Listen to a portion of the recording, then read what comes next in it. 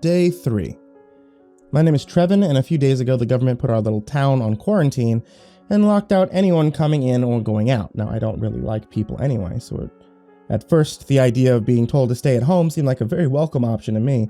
They said it was some new strain of the flu or some other worse version of a common disease. I'm not really all that sure because, to be honest, I wasn't really paying attention when they told us. I don't ever watch the news. I did, however, realize that I hadn't heard any rumors or anything else involving the discovery or potential threat of some new disease. This makes the quarantine feel very odd and very sudden, now that I truly think about how this all came about. What further increases how odd this seems to be is the fact that today I decided I wanted to grab an energy drink or two from the gas station on the edge of town. As I got in my truck and drove the 4 blocks to the gas station, I noticed that I was literally the only vehicle on the road. I mean, in the whole town. Once I got to the gas station, I saw military vehicles blocking off the roads out of town. Let me be a little more specific here. There were 2 Humvees with roof-mounted 50 caliber machine guns. No troops, just the vehicles. I park at a spot as close to the gas station door as I can. This was easy in a completely vacant parking lot. I get out, try to go inside. Maybe I can ask the cashier if they know more about what's going on. Now, this thought suddenly faded as I walked inside the building to complete silence, emptiness.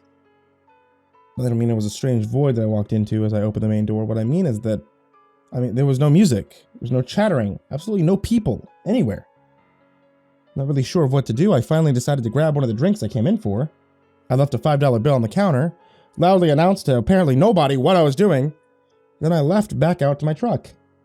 Once I get back to my truck, I set the drinks on the passenger seat, turned the engine over, glanced back over to the military vehicles sitting in their attempt to block the road, and that's when I noticed that just beyond the Humvees, there was a curious, dense fog blocking out my view of anything past maybe 10 feet from the vehicles. So from where I was sitting in the parking lot, I guess that there was maybe 1/8 of a mile worth of visibility. So I decided to drive over to the roadblock. Maybe I just couldn't see the soldiers sitting in their vehicles. I could ask them if they were able to give me any information about what was going on, maybe the severity of whatever disease they had told us was going on. I'm back out of my spot. I turn off towards the roadblock. And as I get closer, I notice that the fog was not moving back the closer I got to it. It remained in place like a wall. I pulled up, I stopped, put my truck in park. Sitting only a few feet from the Humvees, I hesitated before getting out to get a closer inspection of the situation. I didn't notice any soldiers asleep in the reclined seats like I had expected to see as I got closer. And slowly, I exited my truck and walked towards the 2 military trucks and towards the fog that oddly remained in place like some sort of swirling cloud wall. As I got within about an arm's reach of the fog, a little detail about it sparked my attention. The first was that it seemed to be emanating a sound, something like a static or low sizzle. Another note was that it looked like it had some strange sort of purple tint. Not really a tint, more like a glow. Just a faint sort of bioluminescence. Lastly, I decided to reach out and place my hands into the fog. As I expected, it felt no different than a cool mist enveloping my hand as it moved past the edge and into the fog. What I didn't expect was that it also had a strange sort of weight to it. Almost like the mist felt heavy. One of the purple bioluminescent swirls floated over and across my hand, not feeling any different than the rest of the fog, but visually I watched it happen and it caused me to quickly recoil my hand, thinking, okay, now I have a crazy story to tell my wife once I get back to the house. I guess that now is a good time as any to explain a little bit more about my situation as this event started, right? So I live in a small, and I mean small town. The total population of our town is probably 800 people. To be honest, I feel like they included pets in that count, just to make it sound bigger. And the size is maybe 10 blocks by 12 blocks. It's one of those towns you can hold your breath and make it all the way through town as you drive through. We have 2 gas stations next to each other on the edge of town. A video game arcade, a hardware store you can't walk into because it's owned by an old hoarder. So if you need anything, you have to tell him what you need and let him search the building to find it, bring it back out to you to pay for it. Cash only, as you can expect. No grocery store or any other types of stores. We managed to end up with a McDonald's in town near the gas stations. Well, see, I live about a block away from our town circle in a 2-story house with my wife, Grace, 2 dogs, 2 young daughters, an infant we named Izzy, and a 2-year-old we named Addie. And don't worry about us with this quarantine business. We should be good to go. We got a freezer full of meat, lots of water, non-perishable foods stocked in the house. Now that you have an idea about how we entered into this whole ordeal, I'll get back to my story. I was still standing there, a mere few feet away from the fog. I looked back into our small little town and noticed that there was no fog at all. You know, none closer to the center of town, that is. I jogged back to my truck. I get in. I backed away from the roadblock. I decided to drive the 10-ish blocks to the other side of town. And as I drive through town slowly, out of the corner of my eye, I saw a shadow flash past as I drive past an alley. Now, I stopped my truck suddenly, and I rolled the window down to peer down the alley, trying to see if it, what I may have seen. And after about a minute, seeing no further movement, I rolled my window back up and continued towards the other side of town. Still moving through the town, looking both ways down each intersecting street, I remained the only vehicle moving in the whole town. And once I get to the far side of town, I came to the same scene as I had before on the other side of the road, in and out of town. 2 Humvees, sideways, to form a roadblock. No soldiers in sight. Purplish, grayish fog just past the roadblock. It was then that I noticed that there'd been no sound. Almost completely silent, save for the sound of my truck, my breathing, sound of my own heartbeat nervously in my ears. The lack of background noise was strange enough in the gas station earlier, but as I got out of my truck at the second roadblock, I noticed that there were no sounds. No sounds of trucks or cars traveling on the nearby interstate. No birds, no dogs, lawnmowers, crickets, nothing. The lack of ambient noise anywhere in town unsettled me enough to make the decision to remain in the vehicle for the remainder of my expedition around town in search of answers. I decided to drive around the edge of town, curious about the fog, and as I drove my truck full circle around the town, I confirmed my fear. The wall of strange fog was surrounding our town, and the same military roadblock at every road out of town. I drove back home, I grabbed the drinks off my passenger seat, and went inside. As I walked in the house, my wife, who was currently playing Barbies with our toddler as our infant crawled around the room exploring different toys lying around, said, "What took you so long?"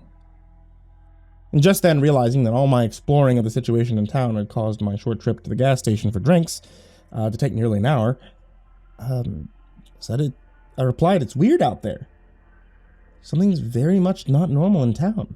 I continued, adding a look on my face to tell my wife that I had a story to tell her once we didn't have little ears listening. Catching my hint, she assured our toddlers that she would be back to play with Barbies with her in just a few minutes, and followed me into the kitchen where I was able to tell her everything I saw that was going on while I had been out. She tried to pull out her phone and make calls to her family. Now, this act taught us, very interestingly, facts about our current situation.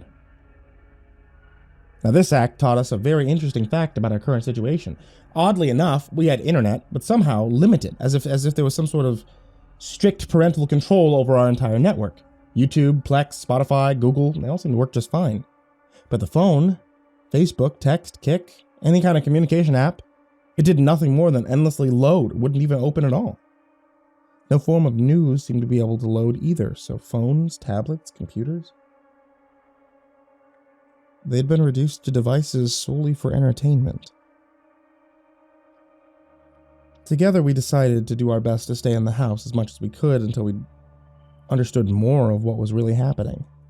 This decision being made, she went back to play with the children, and the dogs began to trail me around the kitchen as I began to prepare us something for dinner.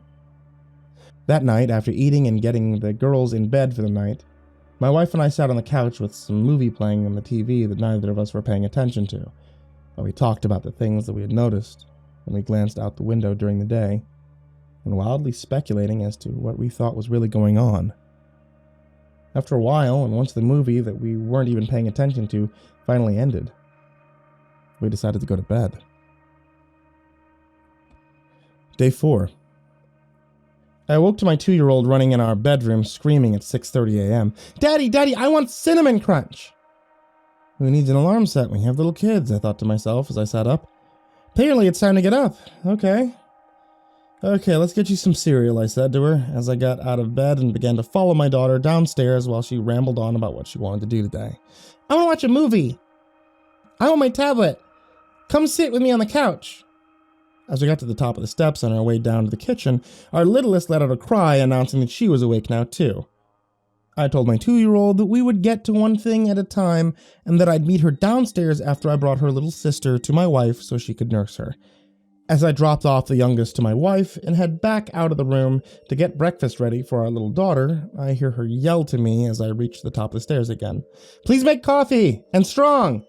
I'm on it, I replied as I walked down the steps. As I reach the bottom of the steps, my jaw drops as I felt fear rise in the back of my throat. I yell up to my wife to get downstairs as I see this. Soon I hear her moving upstairs, making her way with our daughter to the top of the steps and making her way down them. By the time she got to the bottom of the steps, I had moved over to the window to the far side of the room.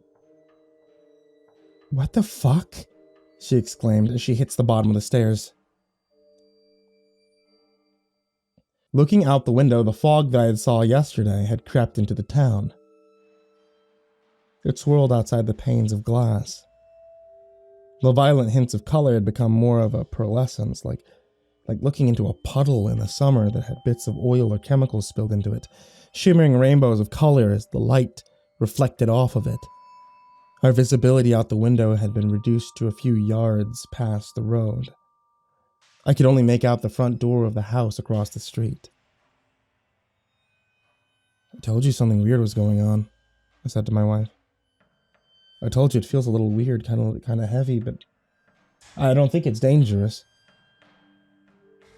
Beyond the swirls of the odd fog outside, I saw nothing out of the ordinary. Again, today, however, I still didn't see any cars drive down the road. No movement at all.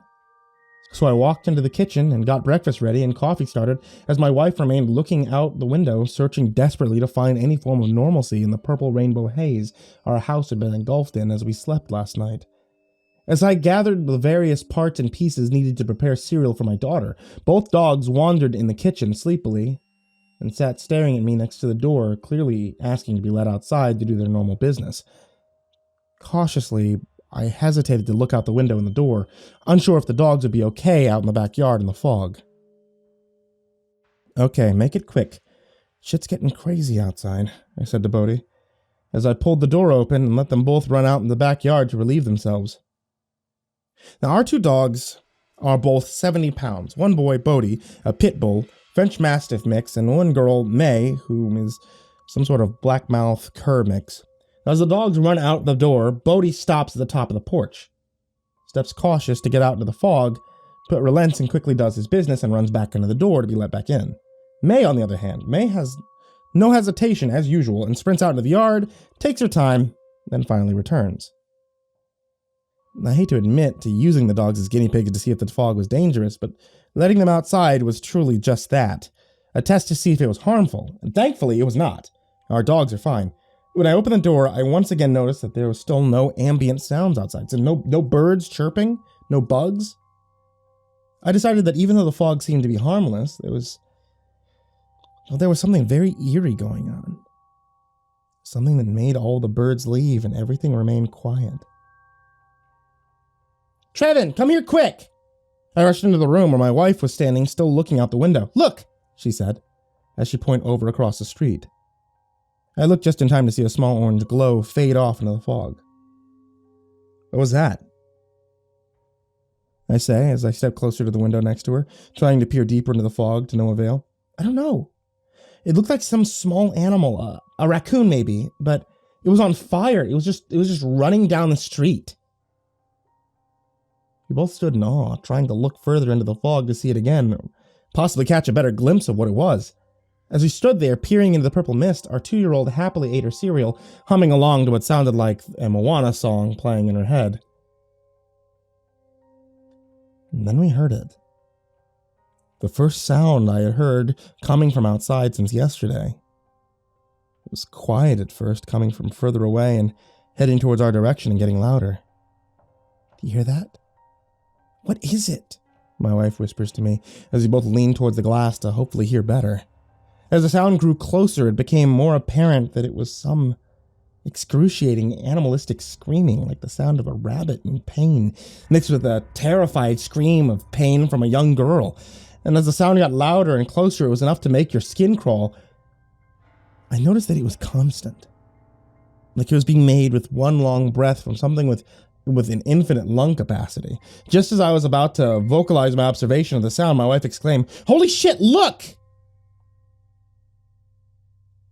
"Holy dit," I hear Addie repeat behind us as my eyes focused on what my wife is talking about. Just coming into view as it ran down our street was that small raccoon-sized animal, still on fire. Now, the animal was clearly not a raccoon, but it was about that size. It had 6 legs and moved with an almost elegance. The head was somewhat large for its body, shaped like an upside-down triangle. Protruding from its face were mangled mandibles that looked like the mouth of the creature in those Predator movies. It had a tail that looked almost lizard-like, scaly and thick. Had no fur, but it had tight, dark, almost black skin and completely engulfed in what looked like a fireball. The thing ran up into our yard towards the house, got halfway to the house, and changed direction. The fire following it the entire time, yet the animal didn't seem to even notice. As it changed direction, it stopped for a split second, looked towards our window. Our eyes met, and in that split second, our eyes were locked. My brain exploded with visions, and my chest felt weighted down as if I had been kicked in the chest by an MMA fighter. Horrific visions of blood and viscera, torture and mutilation. Terrible pictures flashed in my mind, so many and so quickly that I could never describe each one, instantly causing my head to ache and nearly causing me to collapse to the ground. As quickly as it had happened, it broke eye contact and skittered off back down the street. "What happened?" Grace said, as she saw my stance shudder with a sudden psychological attack that I had endured. "I wasn't making the noise," I said, ignoring the question my wife had just asked, not knowing how to even explain what I had just experienced.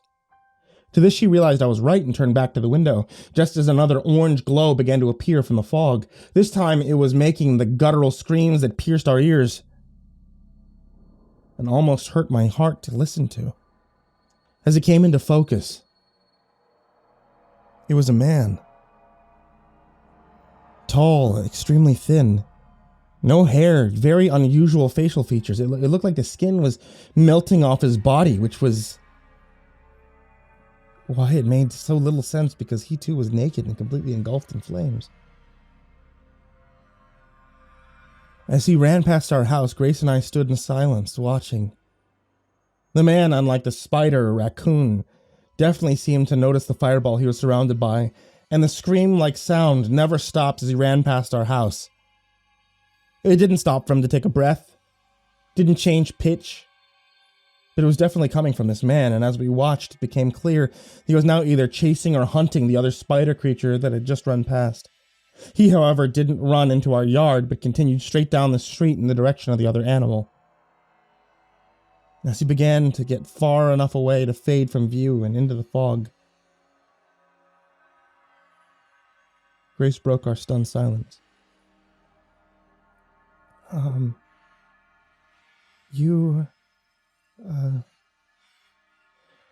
What did just...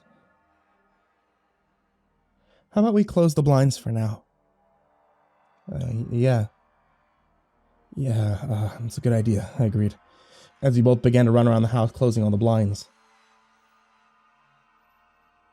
We spent most of that day leaving the blinds closed, pretending nothing was wrong, trying to keep the girls entertained. Only a few more times through the day did we hear the screaming, or the other unnatural noises coming from outside, and a couple of times Addie questioned it, but we were able to keep her distracted by playing Barbies with her or having dance parties in the living room. After the girls went to bed that night, we sat quietly by the window, blinds open, both staring out into the dark of the night, watching, waiting, listening. After about an hour, with nearly nothing said between us, I broke the silence. I'm almost afraid to go to bed after How much changed as we slept last night? I'm not sure I want to know what will be different when we wake up tomorrow, I admitted, as I stared into the night, the purple haze swirling just on the other side of the glass. We can make sure all the doors are locked and stay up all night looking out this window, but I'm not sure that's going to change whether or not things will change overnight, Grace replied, taking her turn to be the voice of reason. Yeah, you're right. Let's go to bed, I said, getting up to check the doors. As I approached the front door to check the lock, I heard another distant, animalistic scream emerging from the fog, almost as if to remind us that this was far from over. We moved from our main floor to the upstairs, checking on the girls, and lied down, still both awake from the better part of an hour, laying in silence, listening to anything coming from outside.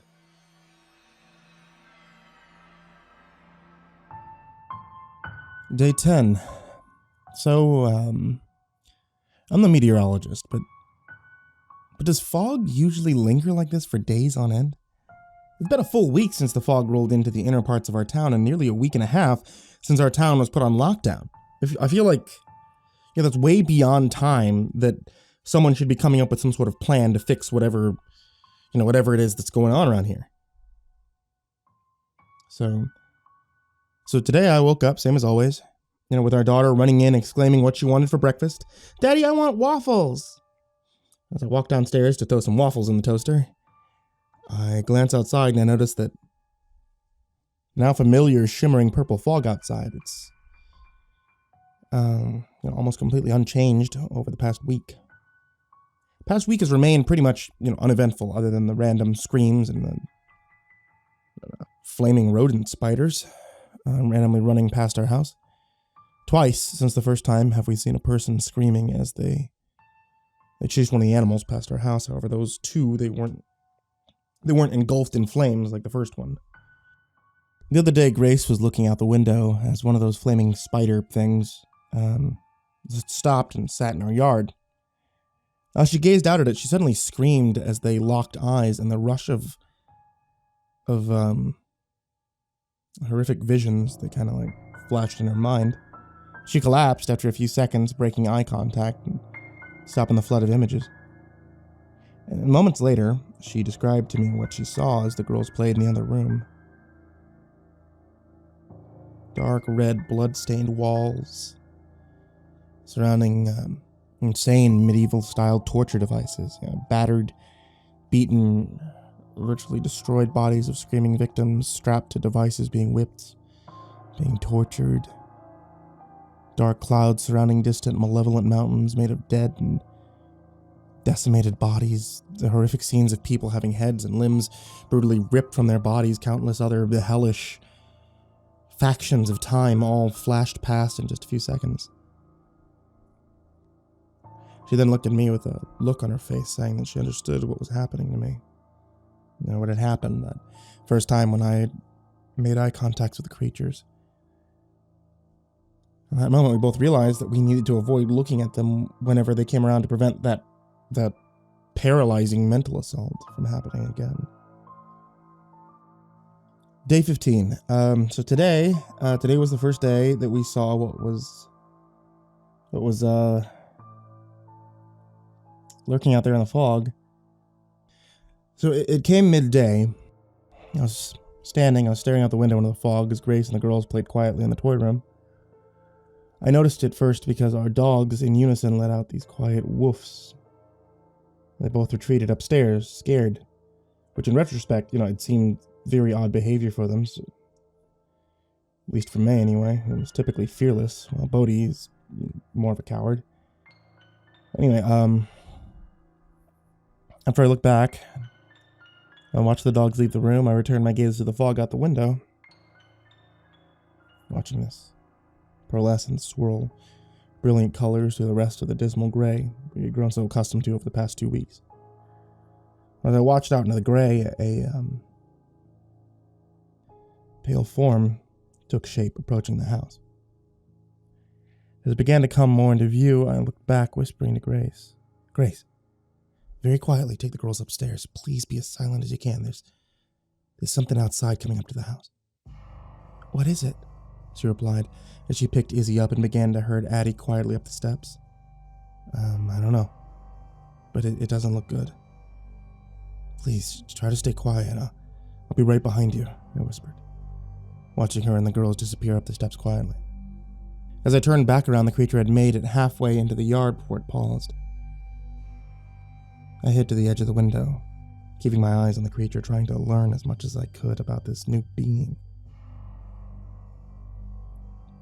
It was covered in smooth, pale skin, pulled way too tight over its unusually placed muscles, almost humanoid, yet crouched, walking on all fours, thin, excessively long forearms attached to shorter, overly muscular shoulders and upper arms, hands confusingly narrow with 6 spindly digits sprouting from both ends, tipped with these long, dark, talon-like claws. 3 of the fingers were longer, they protruded from the front. 3 were shorter, protruding from the back, like that of a chameleon. The neck, it was long but thin. It was holding a nearly featureless, elongated head, the shape of a perfect oval. It wasn't a mouth. There were 3 2-inch vertical slits, which I could only assume functioned as its nose. It had what looked like large, snow-white, lidless eyes, 4 horns shot from the top of its skull, with 2 larger, thick, dark, ridged horns, and nearly an S shape came from the very top. It's frighteningly sharp at the tips. The last 2 were further back on its skull, much thinner. They were made this slow arc away from its skull, starting from the base of its neck, traveling down along the sides of its spine. Thin, they were black, sharp spindles. Its chest, again, overly muscular. It was attached to an impossibly thin waist. The legs jointed more like a dog, but again, muscular and bulky at the thighs, attached to no longer thin lower legs and feet, nearly identical to its hands, with the only difference being the talons on the feet. They looked slightly smaller, maybe. As I sat there watching the creature, I noticed that it moved very deliberate, yet jerky movements, methodical, as if they were searching for something, hunting. Even with no mouth, I could hear it making clicking noises as it swept its head around. Just as I thought to turn around and retreat upstairs with the girls, the creature jerked its head to focus on something off in the distance. From its ribcage, 4 slits opened that looked like shark gills. It let out a guttural screech that stabbed pain in my ears and pierced my brain with horrendous torment, yet I couldn't move to cover them for fear that the creature would notice me. If I moved at the edge of the window, it surely would see me. Only a few seconds of that sound caused me to feel like I was going to pass out. And then the sound ceased. The creature expelled a purple-gray cloud from its gills, and then it bounded off away from the house at an insane pace, disappearing into the fog. The second it was no longer in view, I held my hands to my ears and I winced in pain before I turned to run upstairs to tell Grace what had happened. That night we gathered everyone in the bedroom to sleep, and we grabbed any and all forms of weapons we could find in the house. I mean, sadly, nothing I kept around the house would be all that effective. We had kitchen knives. We duct taped dowel rods, 1 baseball bat, a young adult bow, no arrows. The girls had no trouble, as well as the dogs, but Grace and I. It was a very sleepless night. We lied awake, whispering back and forth, trying to concoct a plan, knowing that we had very limited options, not being able to leave the town, not knowing how many of those creatures there are out there, or if any others that we haven't seen yet are out there. Our food supply is starting to dwindle. We'll probably have enough food for maybe a half a week. Then we'll need to venture out to the house to see what we can find.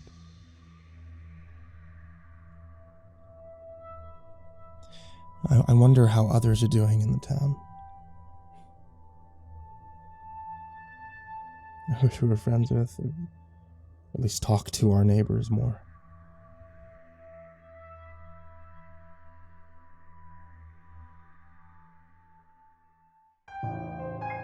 Day 17.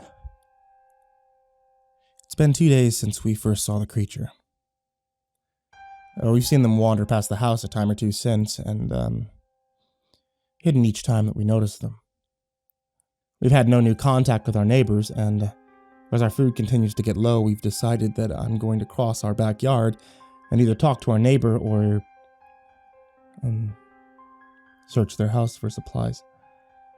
After what seemed like hours, yet only being about a minute or two of staring out into the fog from the backyard, just looking and waiting for movement,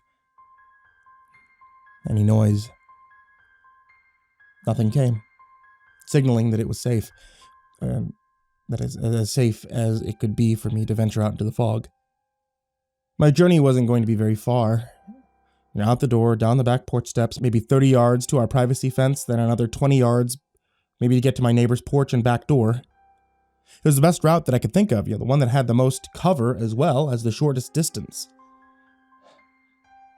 Holding a dowel rod in my hand with the biggest kitchen knife taped to the end as my only form of protection, I turned the knob. As quietly as I could, I started my trip for supplies. Crouching and moving swiftly, I made it to the fence, and as I began to climb the fence, all I could think was, I really wish I had installed a much sturdier fence. I dropped down to the other side clumsily with a thud, not quite the agile ninja I once was in my early 20s. Kids, busy schedules, general apathy had taken its toll on my body as I made my way into my early 30s. Crouched next to my neighbor's back door, whisper yelling, trying to avoid knocking for fear of making too much noise.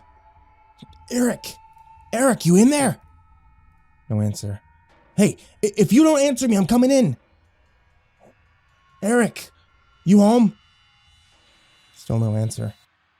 Becoming very impatient with good reason, knowing those things were still lurking about, I slowly turned the knob. Locked. Shit, I exclaimed under my breath. Not wanting to break any glass or try to kick the door in for fear of causing too much noise, suddenly I remembered that they had a door leading directly down into their basement so they could access the pool pump and filters. The only way I knew this was the fact that Grace and I had looked at the house when it was still on the market, along with quite a few other houses in town, before we found ours and finally made our decision. I crept down off the porch and quietly over to the basement door and tried the handle. The knob turned, and the door swung open and into the house. Success. Not sure why, but at that moment, instead of going into the house, I left the door cracked open and decided to check the garage first. I snuck over to the garage door, and to my surprise, the door was unlocked as well. I walked in to find a pretty typical garage, various lawn equipment all stored in specific spots to make sure enough room is left to park one of the two vehicles inside. I searched the benches and cabinets looking for anything that might be useful. I kind of expected to find a freezer full of extra food, similar to what my dad has. There was nothing. But there was no freezer. Sadly, there also wasn't much useful I could find while I was in there. I did, however, find an adult compound bow and camo case. That's all well and good, but still useless unless I can find... Yes! I thought and exclaimed mid-thought as my eye spotted a small bundle of about 10 arrows sitting in a case over in the corner of the garage. I walked over and pulled one out. No tip. Shit, I said, disappointed. I decided to grab them all anyway. Worst case, I could just sharpen the ends as they were. As I moved the case of arrows and slung it over my shoulder behind it, I saw a small metal box. I opened it. Oh, yes! The box had large, razor blade broadheads for deer hunting in it. Now I had some form of projectile weapon to protect my family. I gathered my newfound treasures and I walked back out of my neighbor's garage, dropped the bag with arrows, heads, and the bow over the fence in our backyard. I crept back to the basement door and it let out a soft whine as I opened it and walked down the steps into the basement. As I got to the bottom of the steps, I heard an odd clicking, somewhat sporadic. I thought it may be the house itself creaking. Still holding my makeshift spear in my backpack I was planning on using to haul whatever food I could find back to our house. Luckily, even though I couldn't find any freezer in the garage, I did find one in the basement. I walked over and pulled up the lid. It was about half full, but it was more than enough to get us past a few more weeks if needed as far as meat goes. I loaded a good amount of it into the backpack, and I left the rest thinking I could come back later if I needed. The power was still working perfectly as I saw no problem leaving the rest of the meat safely in the working freezer.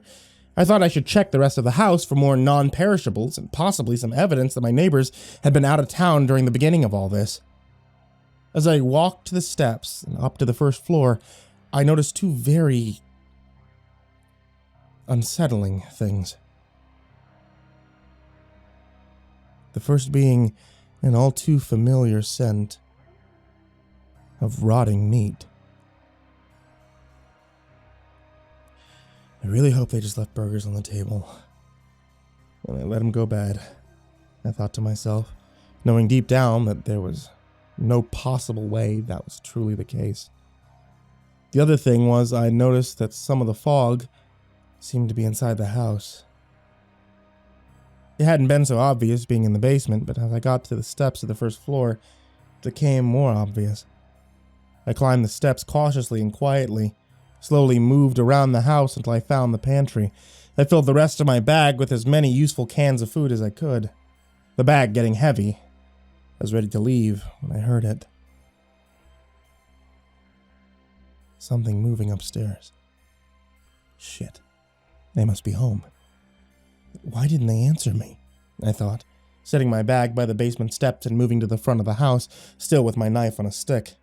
As I got to the living room, I realized something was very off. See, the big picture window in the living room had been smashed. Glass lay all over the hardwood floor, meaning that something had broken in instead of out.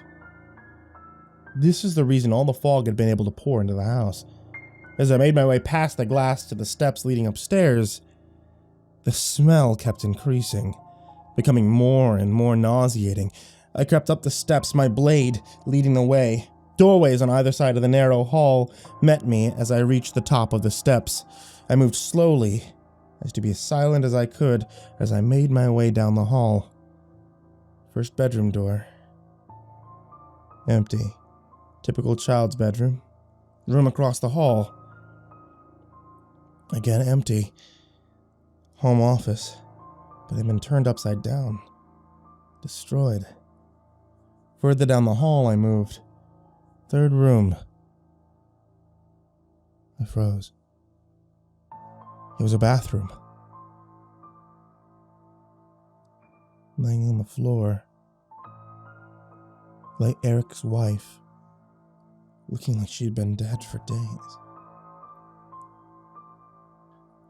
Hovering above her was one of those creatures, doing what looked like sniffing at the body using the slits in the front of its face, and suddenly its pure white eyes split vertically in the middle and separated as they were eyelids from some reptile, revealing holes in its face where before I had merely assumed that they were its eyes simply based on where they had been located on its head. From those holes came two praying mantis-like arms, rearing back towards its horns and plunging into the dead body lying beneath the creature. It made its clicking noises again as it fed on the corpse. The protrusions from the front of its face must have been hollow because it looked like the creature was drinking her insides, using them like demonic flesh straws. I began to step away. And I saw the creature open its gills on its ribs and release more of that purple fog into the air. Then the floorboards creaked. The creature ripped its flesh straws out of the corpse and turned its head to me. My eyes widened, and the only thoughts screaming through my skull were, oh, shit, The creature let out its piercing screech, causing my ears to hurt, my bones to vibrate. It lunged at me, dark talons flying towards my face. I fell backwards, rising the makeshift spear up as I fell, and the creature's talons ripped into my shoulders, both front and back, as its weird hand clasped across my arm. The blades of my spear stabbed into the creature's chest, but it didn't plunge very deep before the tape tore and I was just left holding a dowel rod. Pinned to the ground by the creature, it moved its head closer to mine and struck at me with those needles coming from its eyes.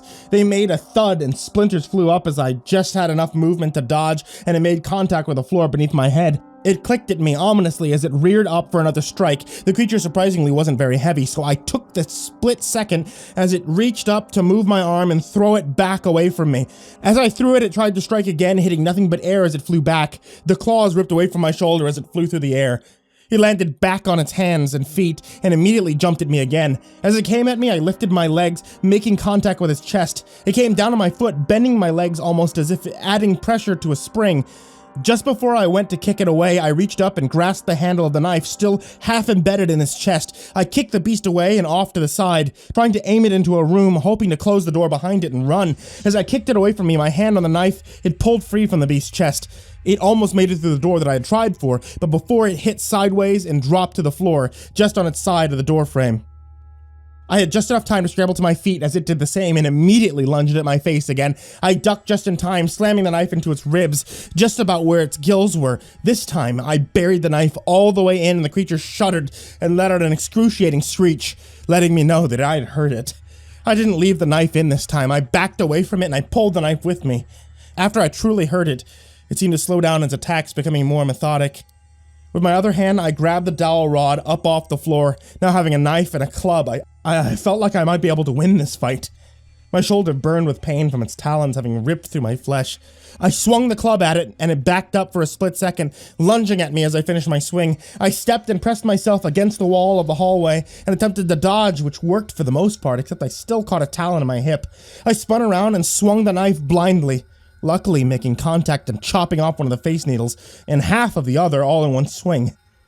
This clearly did some major damage to it, because without those, it seemed to lose any form of coordination. It began stumbling and tripping over its own feet. Its attacks became very sorry attempts.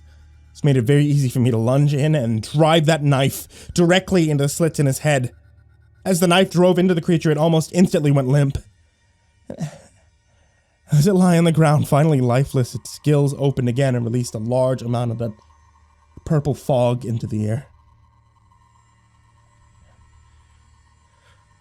As I saw this, I quickly made my way back downstairs. I grabbed my bag, I went down to the basement past the freezer, I went out the back door, I hurried, putting all caution about being quiet aside, tossing the bag over the fence as well as the dowel rod and knife. I moved a few feet down the fence before I climbed over, because if I fell, I really didn't want to fall on the knife. I was already in enough pain to add that to it. I grabbed all the bags. My shoulder and hip, they were hurting, especially with all the extra weight. I carried it all back to the door where Grace was waiting for me and opened the door as I got close. As I came through the door, I dropped the bags and I embraced my wife in a hug, letting her know that shit has been crazy, but I'd be okay. And then I love her very much. And then I collapsed on the kitchen floor, exhausted. Grace moved all the bags and she did her best to drag my passed-out body into the bathroom. Stripped me down, laid me flat on the floor while I remained passed out. She cleaned, sterilized my wounds, grabbed first aid kits from around the house, a small sewing kit and with needle and thread and limited knowledge of how to make medical stitches. She used her phone to play a few tutorial videos on YouTube, followed along, and sewed me up as best she could. She then wrapped bandages and gauze over her work, made me comfortable, and let me sleep. I woke up in pain around midnight, forced myself to get up off the floor, looked in the mirror and the medical treatment I received. Took some ibuprofen, I made my way upstairs to the bed where my family was. I woke Grace as I walked in the room. I kissed her. I told her thank you. I laid down next to her. I fell back into a deep sleep.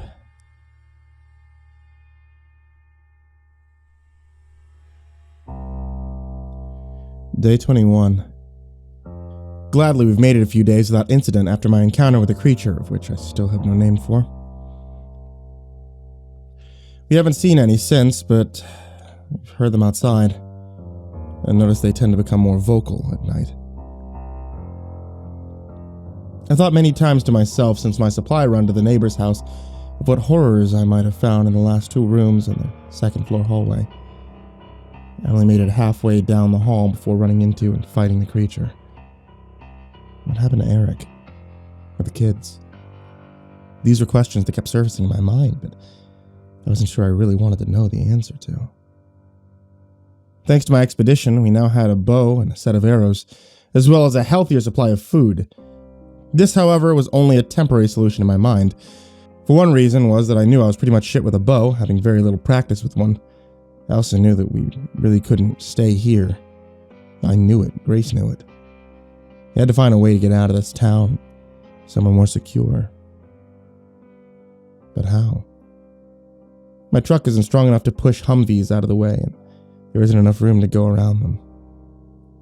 I sat on the couch with Addie. She played on her tablet. The girls have been so well behaved during this whole ordeal so far. Now I'm thankful that even though they don't really know what's going on, they're listening well and being quiet, and we need them to be for safety. The dogs, on the other hand, they've acted almost completely oblivious to what's going on, except for a few moments when they barked. We needed them to be quiet. Thankfully, they haven't caused any huge problems, and they quiet down rather quickly. Just as I was thinking that, I hear Grace whisper from the upstairs room, "Trevin! Front door, bring me Addie." I shut up, grabbed Addie, carrying her to Grace as she moved the girls upstairs, and as I handed her Addie, I turned to the door. I saw what she was signaling me for. One of the creatures had made its way up on the porch and was pacing around. I moved to the kitchen and I grabbed the bow off the top of the fridge along with a handful of arrows, having the tips screwed on previously in preparation. I moved up to the front door and unlocked it, and opened it while the creature was at the far end of the porch. I backed up about 10 feet and took a knee, nocking an arrow and drawing back, aimed at the front door. One of the things I learned on my supply run was the creatures seemed to be blind, and they did their hunting through sound mostly and possibly smell.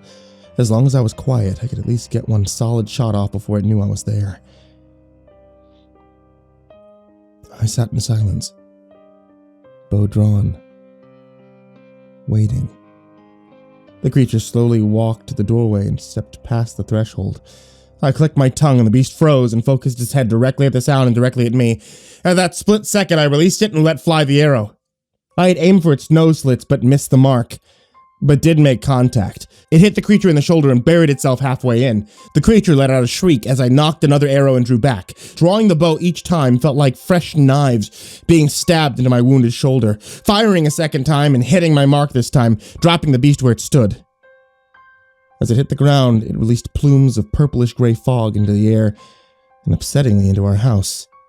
I got off my knee and fully sat down, just relaxing, letting my heart settle back down from the suspense. As I stared at the now-dead creature blocking my open front door, I heard movement on the steps, and very shortly after, the door to the steps slowly creaked open. Through the slit, I met eyes with my wife. And since she saw I was sitting calmly, she opened the door the rest of the way and stepped into the room. Dogs and girls were in Addie's room playing quietly. She answered my question before I even asked it, just seeing that it was on my mind by the looks of my eyes. This being the first time Grace had an up-close look at one of the creatures, she walked up to it to inspect it. "Is this just like the other fog lurker thing you fought over at Eric's?" she asked as she knelt down to look at its unusual form. Yeah, I was much more ready for this thing this time," I confirmed, as I began to stand up. "We need to move that body out." "Holy shit!" Grace interrupted me as she grabbed one of the arrows protruding from the fog lurker and ripped it out as she runs back towards me. She covered half the distance between us before I saw one of the raccoon-sized flaming spider creatures run through the doorway towards us. I knelt to grab another arrow lying by my side on the ground as it jumped at me. Grace swung the arrow in her hand and connected with it. not doing much damage, but hitting it hard enough to change its course mid-air so it wouldn't hit me. Grace took 2 steps back and grabbed the shaft of the arrow with both hands. It was essentially a sharp stick, and she knew that, but it was better than being completely unarmed. I knocked the new arrow and turned to the beast, drawing the bow and sending ripping pain through my shoulder at the same time. Just as I turned, Grace met eyes with a spider and grabbed her head as the torrent of horrific images flashed through her mind. In the panic, I fired, missing the center of mass of the beast, but pinning 2 of its legs to the floor, immobilizing it. It let out a guttural scream of pain and switched its gaze to me. I tried to look away, but I was too slow, and our eyes met, sending pictures of torture and gore through my mind, like a mental tsunami crashing to an oceanfront city. As I became stunned, Grace was released from the creature's mental assault. She recovered quickly and lunged for the creature, burying the arrow still in her hands into its back. The creature broke eye contact with me as it let out another scream of anguish. Grace scrambled to her feet and backed away from the creature, and we both realized that what we thought were flames were nothing more than orange, bioluminescent hairs. They were nothing more than an illusion. A very convincing one, but nevertheless, still an illusion. I ran to the lurker in the doorway and ripped at the last arrow in its face, knocked it and painfully drew the bow back, took aim and fired. The screams of the spider creature suddenly stopped as the arrow pierced its neck, just below its skull, ripping through its throat and killing it. As it lied dead, Grace and I, breathing heavy, met eyes. "Maybe I'm not as shit with a bow as I thought," I said, dropping the bow to the ground and walking over to Grace, who was clearly still tense from the battle. She wrapped her arm around me, slowed her breathing, and whispered, "What the fuck is happening?" "I really wish I knew," I replied.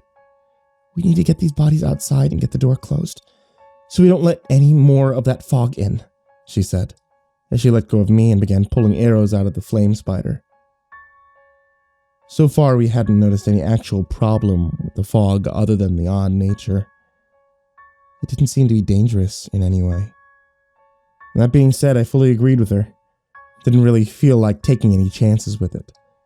We got the lurker outside of the porch, and my wife grabbed the spider by its legs and threw it out the door and into the front yard. It hit the ground with a thud a few feet from the lurker. We closed and locked the door. I grabbed the fan from the basement, aimed it out the windows to purge the house of the fog as best I could. Grace opened the door to the steps leading upstairs to find both dogs waiting on the other side. We promptly ran to and began sniffing the 2 spots the bodies had been lying on the carpet. Both my wife and I went upstairs to check on the girls. Izzy had fallen asleep in a pile of stuffed animals for an impromptu nap. Addie had covered her with one of her blankets, and used the other to curl up next to her little sister and pass out as well. "Fog lurker," I say to Grace as we close the door behind her and let the girls sleep. "What?" "That's what you called it downstairs. Didn't have a name for them before. I like it. It fits," I responded. She smiled, but it quickly faded as we hear the dogs let out one bark each, then come running upstairs past us and into the bedroom. Grace and I look at each other, and then run downstairs. We saw the problem. Having our front door open as we fought the 2 creatures let their screams of pain alert others. None of the lurkers were present, but we saw at least 3 of the flame spider things walking in circles around the outside of our house. Grace and I looked at each other. Without a word, we set out in different directions, making sure all the blinds were closed and all the windows. After about an hour of periodic checking, the creatures left. Then after we confirmed that there was none of them left around the house, my nerves settled and I realized I was really hungry. So I began to cook something for us all in the kitchen. Grace checked on the girls and then joined me in the kitchen to help get some food ready. We all ate, and we decided we had more than enough excitement for one day and gathered everyone upstairs for the night. "We need to get out of here. I feel like they know that we're here now," Grace whispered to me as we sat, watching the girls play quietly, to wind down for the day. I know. There was a lot of activity, a lot of noise today, but I think I have a plan, I said, as I wondered if my plan was even possible, or even if I had all the parts available. "Mommy, play Barbies with me, please," Addie said, as she raced over to Grace, Barbie in hand. Grace crawled over and played with her for a little while as I went to the bathroom to remove any bandages and see how much damage I had done to my stitches. We all gathered in our bedroom again as always that night, but instead of lying awake, as we had so many nights before. All of us slept hard, deep in a dreamless slumber, until we awoke the next morning. Day 22. After we got Addie and Izzy settled for breakfast, Grace asked me about what the details of my plan were. I realized that our conversation had gotten cut short last night due to Addie's request to play with Barbies. Knowing that we needed something to move the Humvees out of the way, we would have no way out of town. Also knowing that my truck would be unable to move them, I'd remembered that just 2 blocks away was a farm equipment repair building that usually had some form of large, powerful farm equipment parked in front, one that would be able to move military trucks so that we could leave. Now, this was much longer of a journey than hopping the fence to get food from the neighbors. Also, I had no guarantee that there would even be any big tractors or equipment there. I mean, sometimes it's an empty parking lot. And if I made that journey just to be met with emptiness in the parking lot, I'd be screwed. And not to mention, if I'd be able to get that thing started, I mean, if there was something there. There were so many unknown variables, yet it still seemed to be the only viable option. Why don't you take the truck and drive over there to see if anything is there? Grace asked, with considerable insight. Yeah, I thought about that. But I don't want to draw that much attention to myself before we're ready to go. You know, the truck is kind of loud, I replied. For this plan to work, I'm going to have to get over there. You know, start whatever I can, find a bulldozer, move the Humvees out of the way, all while you gather all the supplies you can and get the dogs and girls loaded into the van. Then meet me at the roadblock and get us out of here. That's a lot of steps. A lot that can go wrong, she said. Yeah, I know. But can you think of any better ideas? I replied, nearly begging for her to come up with a better idea. No, you're right. There aren't any better options, she relented. So when do we start prepping? Sadly, I think the sooner the better, since we have clearly attracted attention to our house, I said, referring to the parade of creatures that we had around the house last night. Let's gather stuff up in the house tonight. We can try and get it to the van in the morning. It seems like I see them walking around the least around midday, so that's when we'll plan to go. She nodded in agreement. The rest of the day went rather quickly.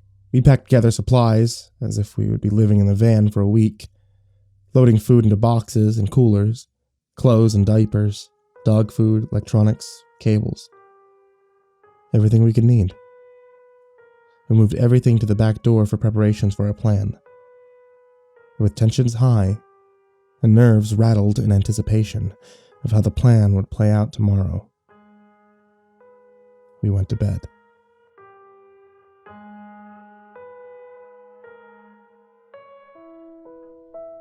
Day 23. We spent the morning letting the girls play in the toy room as Grace and I carefully and quietly loaded the van up with our prepackaged supplies. Working in silence as we both felt the tension from the impending trial that we were soon to be experiencing. The dogs watched inquisitively as we moved bags and boxes from the house to the van. I could tell that they began to get excited at the sight, thinking that they'd soon be going on for a car ride. And every time we came back to the house, Bodhi began to wag his tail and alternate his glances from me to the leashes hanging on the door. Soon, Bodhi, just relax, poopy face, I said to him, as I patted him on the head, coming in from the last time. He trotted off and found a spot to lie down near the girls playing. May, on the other hand, continued to follow me around the house for the next 20 minutes, insisting that it was time to go for a ride. We ate lunch, and as we finished, Grace and I met eyes and silently agreed that it was time. She gave me a hug and a kiss. We told each other that we loved the other. I grabbed the bow, inspecting it to make sure it hadn't broken in any way, put all the arrows I could find into the bow-mounted quiver, and walked to the front door. Okay. Get the girls and the dogs ready. Stay in the house until you hear a big machine start up. Then get them in the van and meet me on the east side of town. The one closest to the interstate. I said as I turned the handle to walk out the door. Be careful, please.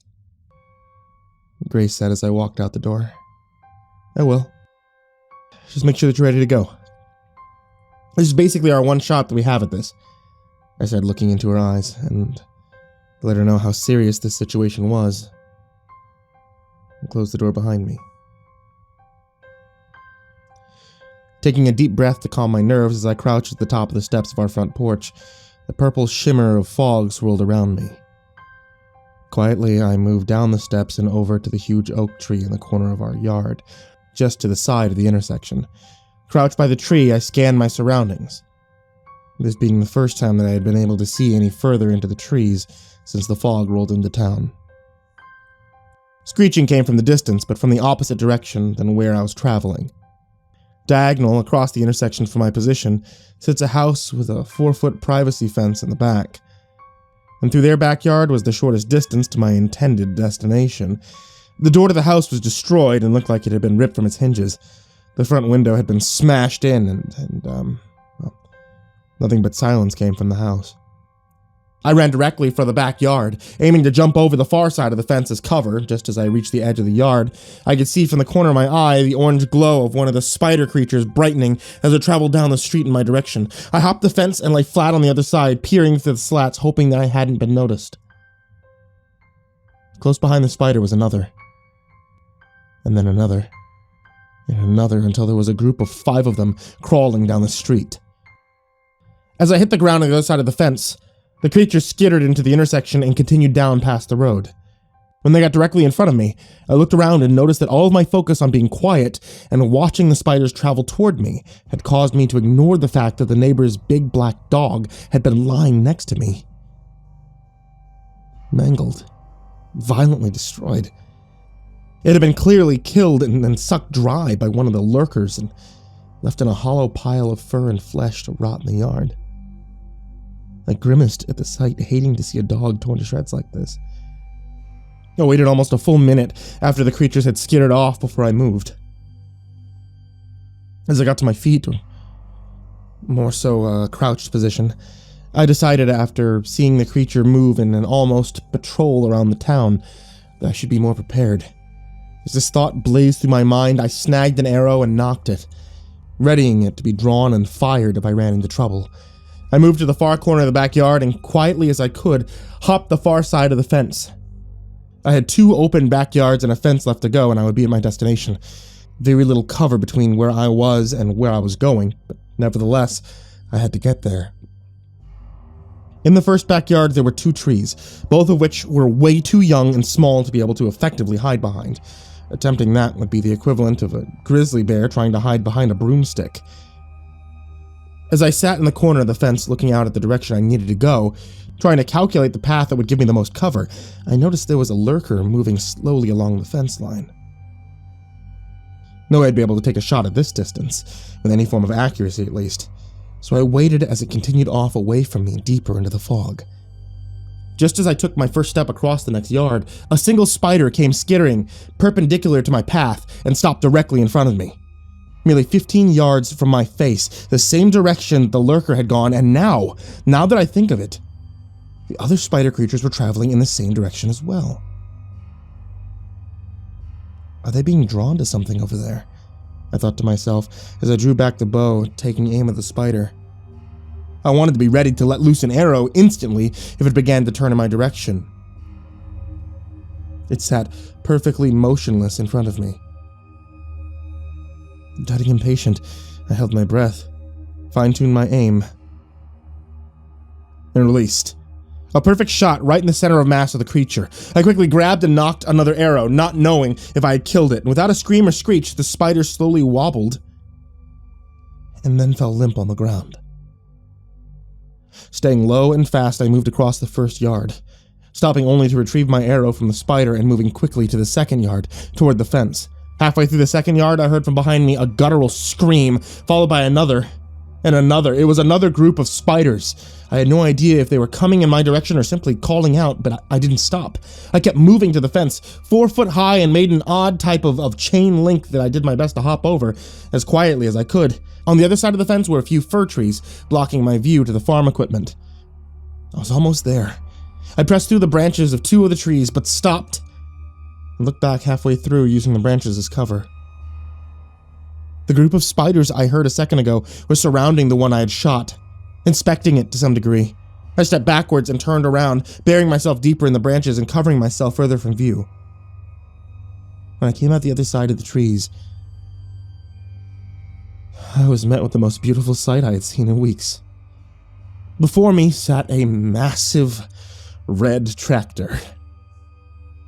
It had treads like a bulldozer. It was one of those tractors that kind of hinges in the middle. You know, I've never driven one of those before, but now was no time to be picky. I quickly climbed up the steps to the cab and opened the refreshingly unlocked door. I mean, it would have been nice to see the keys sitting in the ignition, but of course, that'd be way too convenient. I ran back down the steps and made my way over to the building. It was a big white building with one massive garage door and one windowed main door.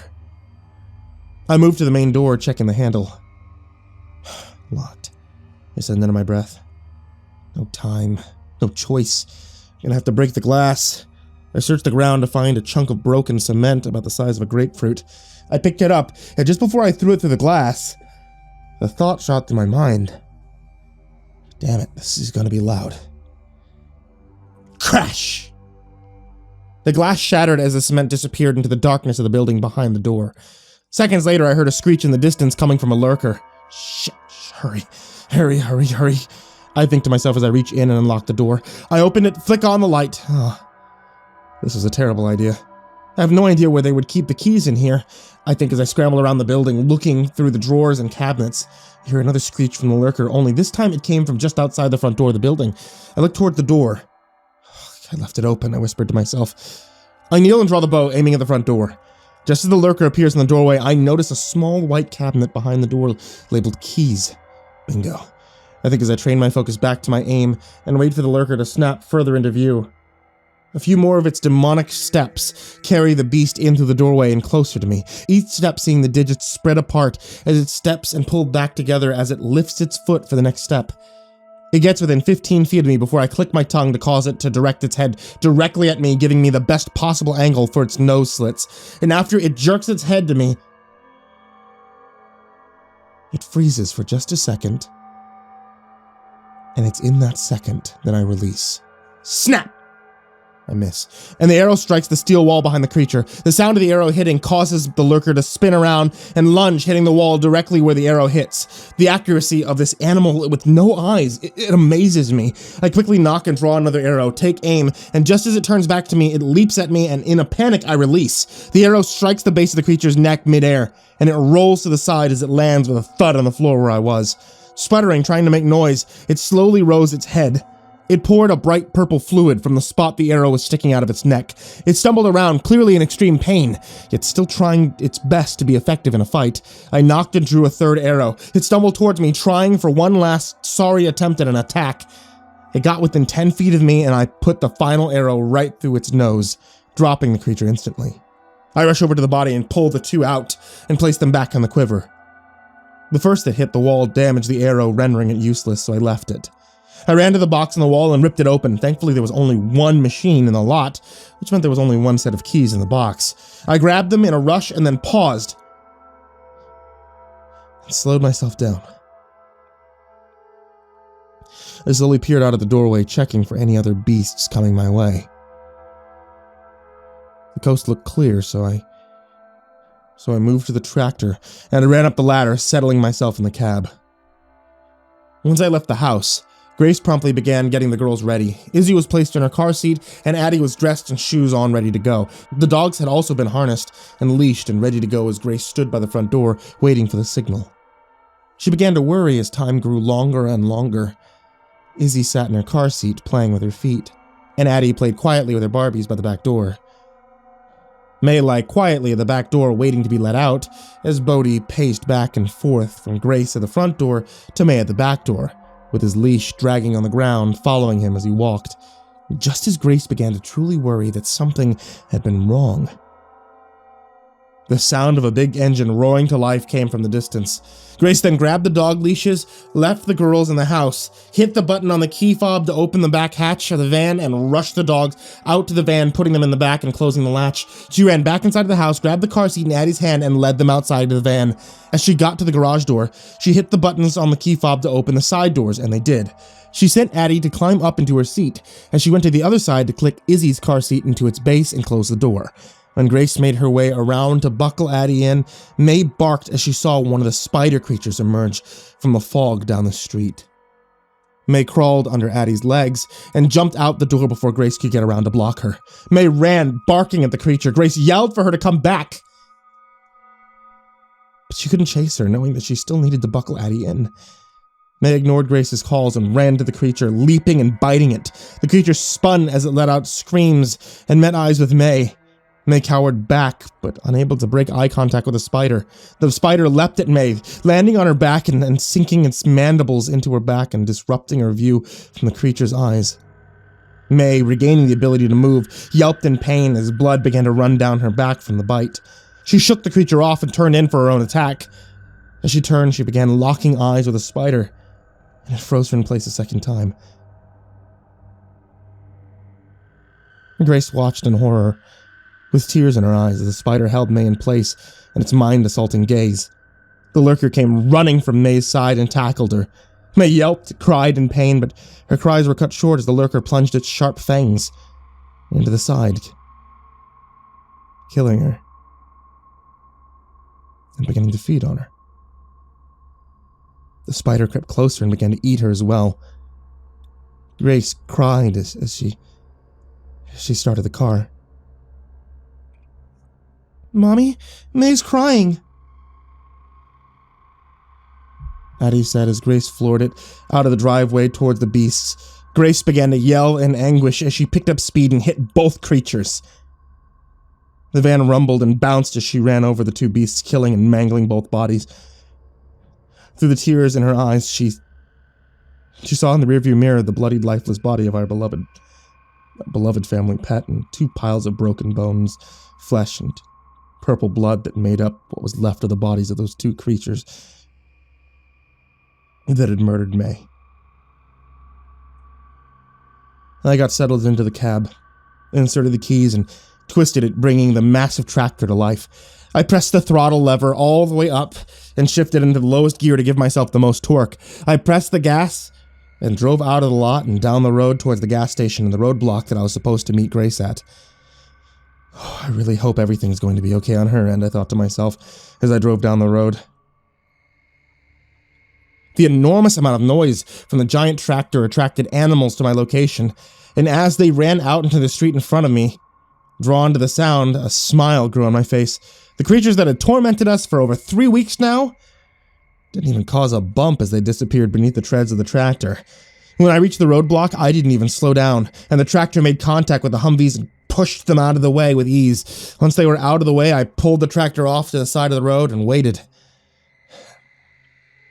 My wait wasn't very long before I saw the van's headlights pierce the fog and Grace skidded to a halt alongside the tractor. I switched the tractor off, grabbed the bow, got out of the cab, and I rushed down the ladder quickly to get into the passenger side of the van. As soon as I got the door closed, Grace took off down the road. "Daddy, May was crying," Addie called from the back seat. "No, she's not, sweetheart. She's... Where's May?" I responded, and Grace broke into tears and pulled the car to the side of the road and stopped. "She ran off to attack one of those spider things while I was loading the girls," she said between sobs, and then proceeded to tell me what had happened. When she completed her story of the events that had transpired during her escape, I looked back into the van with tears in my eyes at my family that was now missing one of its members. Rage bubbled up inside me, a pure hatred for the situation, and even more so the creatures that had taken my dog from me. Grace told me that she was still a bit rattled and asked me to drive, so we switched places. And after a few deep breaths to calm myself from anger, I shifted into drive, pressed the pedal, and continued down the road onto the on-ramp of the interstate.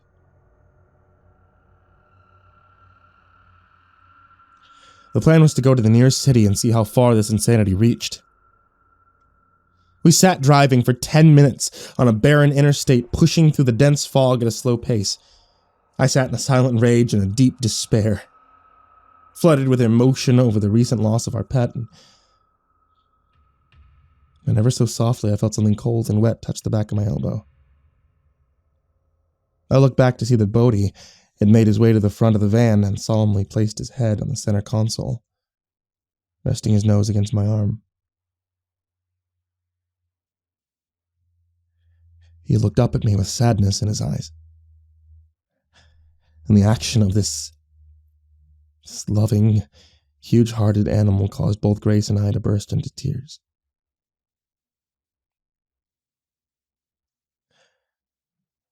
Half a mile further, there was an exit for the rest stop, one that I passed every morning and every night when I left our work and returned home later that evening. We pulled off the interstate and into a parking spot in the front of the building. Surprising, there were only 3 other cars in attendance in the lot. We still sat and we cried together. After a few minutes, I composed myself and I looked out the windshield towards the building. Izzy had already passed out from the rumble of the vehicle on the road, and Addie sat quietly, watching a movie, minus the sound. "What are you thinking?" "Are you thinking there might be something useful in there?" Grace said to me, after noticing that I had been looking rather intently at the rest stop before us. Just being out of town makes me feel safer, but that has a vending machine, has breakable glass, so we can grab a few things from that. I doubt there'd be anything more than cleaning supplies besides that in there, though, he responded.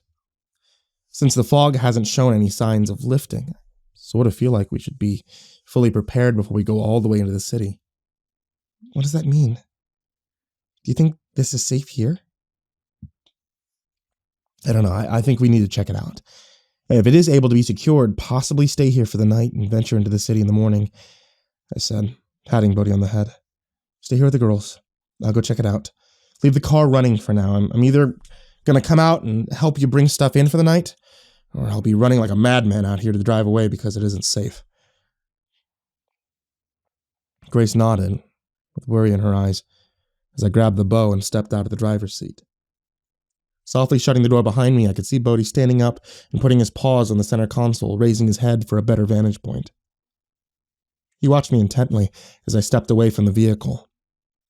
I heard Addie say from inside, "Bodhi, move! I can't see!" Frustrated because Bodhi's head was blocking the van's TV. I knocked an arrow and crouch walked my way up the path to the building. At first glance, I didn't notice any broken windows or really any sign that any of the creatures had invaded the structure. I pulled the handle of the door and it swung open. Not even the sizzle of the fog penetrated within the rest of the stop, and left the interior eerily silent. Once I entered, I noticed that absolutely nothing looked out of place. It looked almost freshly cleaned. I suddenly heard a clank come from the woman's restroom side. I spun around and drew the bow all in one motion. Pins and needles shot through my shoulder. I held position and focused for nearly 30 seconds before I saw what made that noise. "It's gonna get so dirty in here. You're gonna leave the demons here, and they'll make such a mess." The words rang out with almost a psychotic chuckle sound in the voice. Slowly from the bathroom came the sound of wheels on tile. I saw a yellow mop bucket emerge from the doorway first. Dark crimson fluid swirled with ancient purple fluid filled and spilled over the sides of the basin. The two liquids seemed to refuse to mix together. A wooden handled mop rose from the bucket, broken into a point 3/4 of the way up. The pointed tip dripped with some crimson liquid. A yellow-gloved hand, spotted with various drips of both, grasped the handle around halfway up. A tall, spindly man wearing a classic janitor's uniform that was tattered and torn. The man himself had various cuts and wounds all over him, most corresponding with the rips in his clothes. As the man came fully into view, he cackled madly at me and cocked his head sideways, giving me the same look a terrier does when it's confused. He smiled excessively wide, revealing jagged and broken teeth. Blood dripped from his wounds, and it looked like He had taken some of the blood and used it to give himself some sort of demented clown makeup. You're going to leave the demons here. Then it will be your mess I have to clean up, he said. What happened to the people from the other cars outside? I asked. But I'm not sure why I did. I knew damn well that this person had clearly lost his grip on reality. Again, he cackled before answering. They would have brought the beast, the one that screams inside your mind. He took another step as he said this and cocked his head in the other direction. I keep the messes clean, so the master doesn't scream. I clean the messes, so the master doesn't scream. He got louder as he began to repeat his sentence. I clean the messes, so the The arrow hit him right in the ribs, through his lung, and into his heart. I was done listening to his insane ramblings. Years of watching movies had taught me that nothing ever good comes from letting the crazy person ramble. I walked to him and pulled my arrow back out, re-nocking it and readying it for my next needed shot. I searched the woman's restroom first, since that's where the man emerged. I checked each stall and found nothing, so I moved to the men's restroom. Again, I found nothing. As I moved to the back of the building to check for anything that may be hiding behind it, I learned what the man had done with the other passerbys. Laying in a line behind the building were 7 people. Broken and murdered corpses. 3 couples. 1 child. 6 son of a bitch had murdered an entire family, plus 2 other couples and placed them outside for the creatures to feed on. After seeing this, I set my bow down and I went back to the man, grabbed him by the legs, dragged his body out back, and laid him next to the others. I ran back and moved the blood and viscera-filled mop bucket outside as well. As I came in, I locked the back door and moved a bench in front of it as a simple barricade. I did one final quick search of the building and then went out the front door and back into the van. I got in the driver's side of the van and turned the sound to Addie's movie up to muffle the conversation I was about to have with my wife. After I told her what had happened inside, I told her that it would be safer to sleep in there than it would be in here. Uncomfortably, Grace agreed, and we began to gather the girls and Bodhi. And after we got everyone inside, I made one final trip to the van to get a couple of blankets and some makeshift pillows. I locked it, and I entered the rest stop. I locked and barricaded the door behind me. We settled on the floor of the center of the building. I shattered the glass on the vending machines, and the rest of the day we huddled together eating our fill of candy bars, chips, and soda. Grace and I talked about our plans for the next few days. Search the other cars, grab what we wanted from the vending machines, load up the van, make our way into the city. That was our plan. As we sat watching the girls slowly drift to sleep, Grace and I looked at each other with worried excitement in our eyes. This is so insane, Grace said. I don't even know what's happening. I almost feel like I'm running on autopilot. I know what you mean. My nerves are so rattled. And all I could think is that I have to do anything I need to keep my family safe, I replied. But I need to be honest with you, I'm terrified of what insane situations might be in store, and of the things that may need to be done to keep everyone safe and alive. With that, Grace and I held each other, told each other how much we love the other. As we lie embracing around the girls, Bodhi concluded his patrol back and forth in the front and back windows, and he curled against us as we all tried to fall asleep.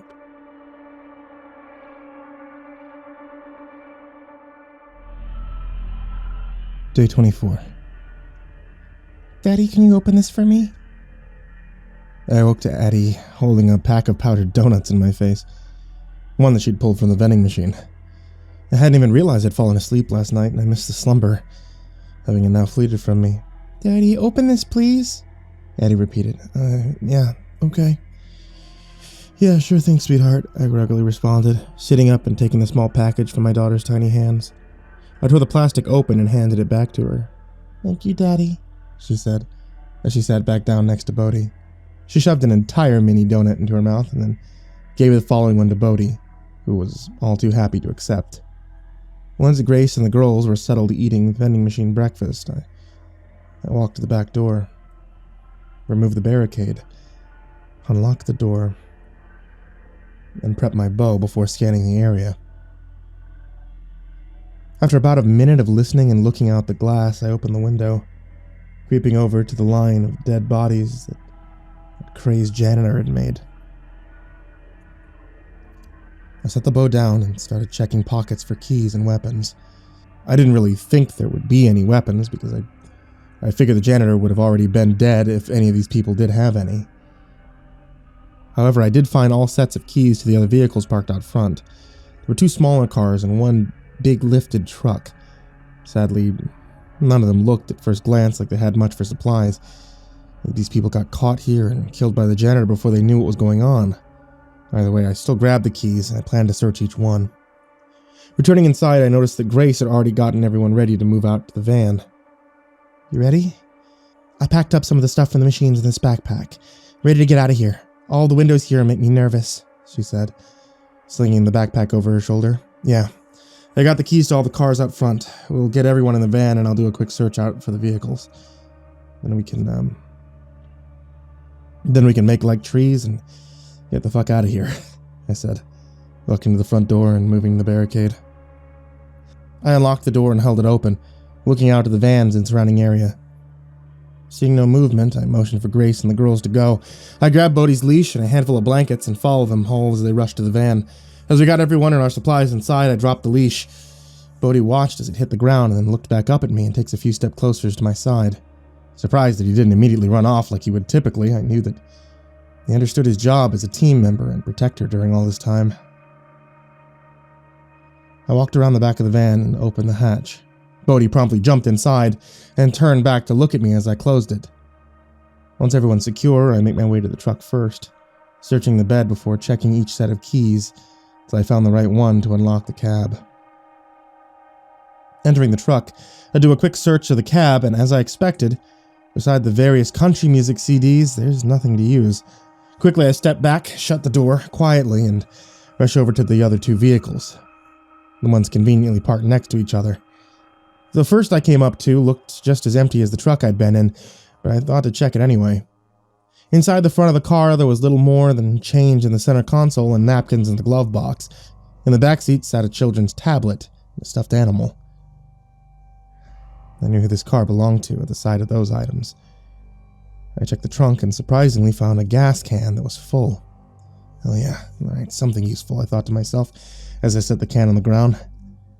Nothing else of use. From the last car, I found the most stuff. It looked like the couple had been in some sort of camping trip, and I acquired 2 sleeping bags, a box of Strike Anywhere matches, a few bags of chips, a can of beans, a hatchet, and a big multi-tool type Bowie knife.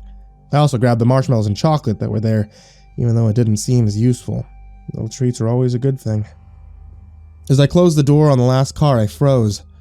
A booming roar blasted through the air, deep and demonic. It sounded like a bass-boosted version of the roar from the T-Rex in Jurassic Park. I scooped up all my treasures and I ran to the van. Grace saw me coming and hit the button to open the back hatch. I threw everything haphazard into the back and hit the button to close it and then ran for the driver's side door. I cranked the door open and jumped inside. Another roar bellowed out, filling the sky with noise, and as I put the van in reverse and backed out of the spot, Bodhi stood on his front paws in the center console and growled out the windshield towards the building. I slammed the van into drive and peeled out into the on-ramp and back onto the interstate. What was that? Did you see it? Grace yelled out as our tires met pavement. No, I didn't see it. I have no idea what that was, but I'm really sure I don't want to find out, I replied as we sped away. Even though the interstate was still barren, I slowed down after about 5 minutes. I didn't want to wreck, kill us all just because I was driving too fast and couldn't see through the fog. And after all, we'd survived so far. I'm glad I did. Just as we came within about a mile of the city, we began to see vehicles off to the side of the road. This is beginning to feel more and more like a bad idea, Grace said to me as we passed the 5th vehicle off on the side. This one had all the windows shattered, and the following one we found was crushed. I mean, it was truly crushed. It looked like it had a wrecking ball dropped on it. We stopped at the first stoplight, not because the light was red, but because we were met with more wrecked cars in the middle of the intersection. Stopping gave us a minute to contemplate an important decision that we needed to make. Do we drive around the pileup and deeper into the city, or do we turn around and head back in the other direction? Alright, I don't like this any more than you do. But we are going to need more secure shelter, at least something a little more substantial than this bow and the 7 arrows we have left. I finally responded, motioning to the bow sitting next to her. We don't know how far this goes. We don't know what we'll run into later, and we sure as hell don't know what is making that roar back at that rest stop. I hate this. You're right. I really don't like this, but it's something that we're going to need to do sooner or later. Right now it seems pretty quiet. There's a gun shop just up the road. Then a few grocery stores near it. And a Dick's over there relatively close to that area too, she says, shaking her fist in the air. Exactly. Alright. We can hit all those without having to go very deep into town. And once we do that, then we can make a plan for finding somewhere to settle down and let it be somewhere secure and safe, I said. Mommy, I want my cup, Eddie yells from the back. Grace reaches back and grabs Eddie's sippy cup, fills it with apple juice that she snagged from the vending machine. Bodhi chuffs as Grace hands the cup back to Addie. And I press the gas to move around the wreckage and down the road to our first stop.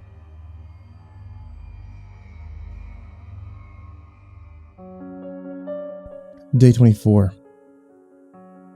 We decided that our first stop should be the gun shop, thinking that what we could obtain from there might help us in many of our other destinations. Our journey to the gun shop was quiet except for the random mangled cars along the way. We also noticed that lots of the storefronts had been smashed in and looked ransacked. As we got closer to the shop, I saw a small group of 3 of the flaming spider creatures crawling into the window of one of the stores. Seeing this solidified that there were in fact creatures in the city. How many and which ones I still didn't know. I didn't really want to know. As we made it to the gun shop without incident, we sat in the parking lot. I noticed that the place looked like it had been untouched. Meaning one of 2 worrying things. Either nobody else thought to raid it when the shit started going down, or someone was already barricaded inside ready to shoot anything that moves. The first one being worrisome because that meant that everything happened so fast in town that nearly everybody would be dead. The second being worrisome for obvious reasons. I looked to Bodhi before opening the door. He was laying down at Addie's feet, meaning that he didn't sense anything of immediate concern. I looked at Grace and took a deep breath, shutting the door softly behind me as I crept up to the door. Placing my hand on the handle, I tried it. It wasn't even locked. Something seemed off. I stood off to the side and swung the door open, and just as I thought, a shot rang out, blowing a hole in the door. After a few seconds, I peeked in through the doorway. A string had been tied to the door, and a shotgun mounted on a chair as a booby trap. Oh, "Hey! Is anyone in there?" a whisper yelled into the building. No answer. I crept my way inside and soon realized that someone had set the trap and then left, leaving me in an empty building. It was amazing as I stepped inside the main room. I quickly grabbed more arrows, more hunting heads for them. I walked over to the guns and grabbed a .45 caliber pistol, and that's when I saw it. My first gun, a Desert Eagle 50 AE. Beautiful 50 caliber handgun of a pistol. I grabbed it, as much ammo as I could carry for both guns. And then I turned, and from the wall I grabbed the 12-gauge pump shotgun and a .308 scope rifle. I grabbed loads of ammo for those as well, and stuffed it all in my backpack and ran back to our van. As I stepped out the door, I was met with a horror as one of the spider creatures was on the hood of the car, and Grace and the girls were hiding with Bodhi. Frozen in the creature's paralyzing gaze.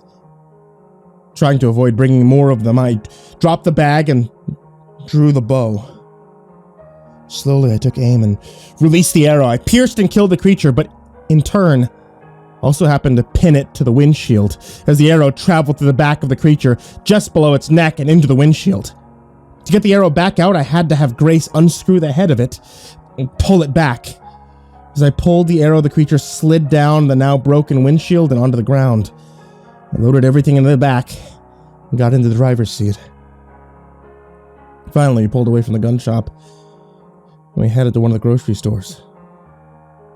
We passed more of the creatures skidding around various shops and stores along the way, but as we got closer to our destination, there seemed to be very few. This was promising, but I kept in mind that it only took a moment for there to be hordes of them searching for their next meal. Grace and I sat in the van, looking through the broken glass of the windshield. I had a load more arrows now, and a second bow for Grace and various guns. Knowing that Grace would probably shy away from using the bow, we loaded the .45 and left it in the glove box for her. I reloaded my bow-mounted quiver that held about 8 arrows, knocked a 9th, and looked around the van and ended locking eyes with Grace. Without her speaking a word, she told me to be careful. The building didn't look very promising. It had most of its windows smashed in, a parking lot half full of abandoned cars, with the small building next to and attached to the grocery store had a giant hole in the front of it, almost like a semi had plowed into it. I cracked the door to the van to nothing but the sizzle of purple fog. However, as I exited and closed the door behind me, I began to hear screams and screeches in the distance. Timer set, I guess, I think to myself, and I began moving around the various vehicles into the store. I walked through one of the broken windows instead of the door. The glass crunches beneath my feet as I slowly walked inside. The building is mostly silent, save for some cracked and distorted music coming from the store's speakers. Shelves are tipped, leaving produce strewn all over the floor. The smell of rotten food drifts over me from the produce and meat sections. I dropped my backpack off from my shoulder and began to fill it with canned foods. Nothing super appealing, but it's nutrients and it will last, which is all we really need right now. I even found a few cans of Spam and all the salty goodness. I hear skittering from the back of the store between the crackles and the music, so I throw my backpack over my shoulder and quickly head back to the van. As I get closer to the van, I can faintly hear Bodhi barking inside. Shit, something's wrong, I say under my breath, and I pick up my pace. When I get within view of the van, I can see 2 of the flame spiders crawling on and circling it. I break into a dead sprint towards the van, but it's difficult with a backpack full of canned food. Stopping about 15 feet from the van, I draw my bow and I take aim. And just before I release, one of the spiders turns and locks eyes with me, sending its hellish flood of paralyzing torture through my mind and body. A screech rings out from the lurker, sounding more closer than before. Grace sees me frozen in an agonizing staring contest with one of the creatures, grabbing the gun from the glove box and jumping from the vehicle, leaving the door open. As she runs around the front of the van, she lifts the gun to shoot the spider and free me from its gaze. The other creature leaps onto Grace, scraping its legs down her back and sinking its mandibles into her thighs, before she swings the butt of the handle on her gun, knocking it away. She turns to aim at it and locks eyes, plunging herself into her own waking nightmare of visions. Another screech comes from the lurker as it's getting even closer to where we are, both of us rooted and frozen in time, unable to move from the horrific visions.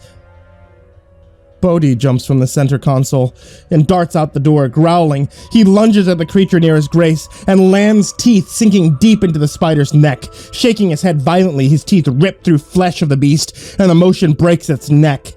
Even after it's ceased, Bodhi refuses to let the creature go. Grace, now free from her trance, ran closer to the other spider, and once she comes within 5 feet, she raises the gun and point blank puts 3 shots into it just to make sure that it was dead. I snap out of its mental assault and I quickly realize what is happening around me. Just as I release the tension on my bow, a third screeching explodes in the air, and I'm immediately struck to the ground from the side. As I look up, I have just barely enough time to dodge my head before the creature's facial flesh straws dive into mine, causing the massive feeding needles to strike the floor with immense force. The creature rears back, attempting another strike, but just as it did, Grace took 3 more shots, causing the lurker to step back and shudder. One of the bullets luckily hit it directly in the ribs. As the creature stumbles around, Bodhi comes running past Grace and I and jumps at the lurker. He attempts to bite at it, but misses. The speed and force of Bodhi's impact into the lurker side knocks it to the ground as Bodhi backed away from the creature to regroup. Grace stepped forward and put a bullet into the front of the beast's head. Then she screamed out a mix of pain and anger as she emptied the last 2 bullets into it. Bodhi, come! Grace, get in the van. We gotta go now, I yelled. We all ran to the van and climbed in. Grace reloaded the gun as I sped off, getting us as far away from all of the noise we had just made as I could. We had one last stop to make before we could get out of there. Dick's Sporting Goods. Not a typical first thought for gathering supplies, but I knew that they would have camping gear, which meant wilderness survival gear. Even though I didn't plan on needing to survive in the wilderness per se, any of those kinds of items would be very, very helpful.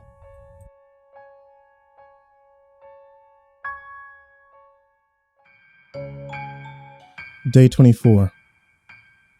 As we pulled into the parking lot of Dick's Sporting Goods, my heart sank into my stomach with the sight of the condition of the building. A colossal hole into the building stood where the front entrance had once been. One corner of the building had completely collapsed, leaving bricks and rubble littering the ground. The building looked like it had been hit by a missile. Through the gaping hole in the building, I could see faintly that a few of the racks and shelves still stood, and a few of the lights were flickering vigorously but still on. I sat staring into the building when my wife, like the conscience in my own head, spoke the words that I was thinking. Do you think it's even worth it? Just as she said this, I saw a massive shadow move in the flicker of the lights, followed by a roar so loud that the van shook. Izzy began to cry and Addie yelled from the back seat, "Mommy, I don't like that moo-moo!" The behemoth crashed through another part of the front of the store, causing the rest of the standing building to collapse down behind it. The beast was immense. 4 hooves the size of Volkswagens, attached to muscular, smooth-skinned, giant redwood-sized legs. It stood nearly as tall as the building itself. Its skin was dark gray, almost black, and its back was covered in razor-sharp spines. Much larger, but very similar to those on the lurkers. It did look vaguely like a bull in body shape, which is why I assume that the 2-year-old thought it was a cow. A thick and muscular neck held up the massive nightmare I would call its head. Spiked mandibles like those from the spiders surrounding a huge, gaping maw filled with rows of teeth, each the length of my leg and just as thick. Just above its mouth were 4 vertical slits, which again I assumed were the equivalent of nostrils. Enormous eyes that looked almost insectile stared at us in our vehicle. It had 3 long slits that ran the length of its neck. And with each roar, would fill the air with purple fog. Huge horns, curled like a ram, sprouted from the side of its head, just above its eyes, gnarled and twisted and covered in a texture resembling the bark of a tree. The behemoth lowered its head just in front of our van and roared again, causing the very glass in the windows to shake and crack. "Holy fuck!" I yelled as I mashed the gas pedal to the floor, and with tires squealing, the van took off. Since the giant beast had been so close, we drove under its head and beneath its 2 front legs before turning and speeding off away from the building. With a grace I wouldn't expect from a creature so big, it turned and gave chase. Grace and I panicked and began yelling back and forth at each other in terror. "Fuck, it's chasing us," she started. "I know, how fast is it? I don't know, just floor it." Is it gaining on us?" I said as I began weaving around abandoned cars trying to get to the road and back out of town. Yes! Can you go any faster? What do we do? I have the pedal to the floor. The van can't just plow through all these cars. The giant creature followed closely behind us, trampling through cars as it ran. As it got closer, it lowered its head and rammed into the back of the van, crushing the back hatch and sending sparks flying as the back end made contact with the pavement. Mommy, I'm scared, Addie said through tears in the back. I know, Addie. It's gonna be okay. Trevin, what do we do? A million scenarios flooded my mind, yet none of them seemed like they would be effective. Suddenly, I remembered the other guns we had from the gun shop. Given the size of the beast, I didn't think anything short of a nuke was going to kill it. Maybe I could cause it to slow down, or we could get away. Climb in the back, grab the 2 big guns and the ammo for them, I yelled, trying to sound as confident in my plan as I could. Load the shotgun, then we're going to have to switch places, and I'm going to try and shoot it out of the backside window. By this time, we had made it onto the main road, which meant fewer cars in the middle of the road, and we could pick up speed faster. The beast lowered its head and nudged the back of the van again, crushing the hatchet a little further. Which one is the shotgun? Grace yelled at me, scrambling over the center console in the back of the van. The long one, the one that doesn't have a scope on it, I responded as I watched the needle in the speedometer climb now that we were on a sort of straightway. Got it. How do I load it? Never mind. No time. Just grab it and the ammo and trade me seats.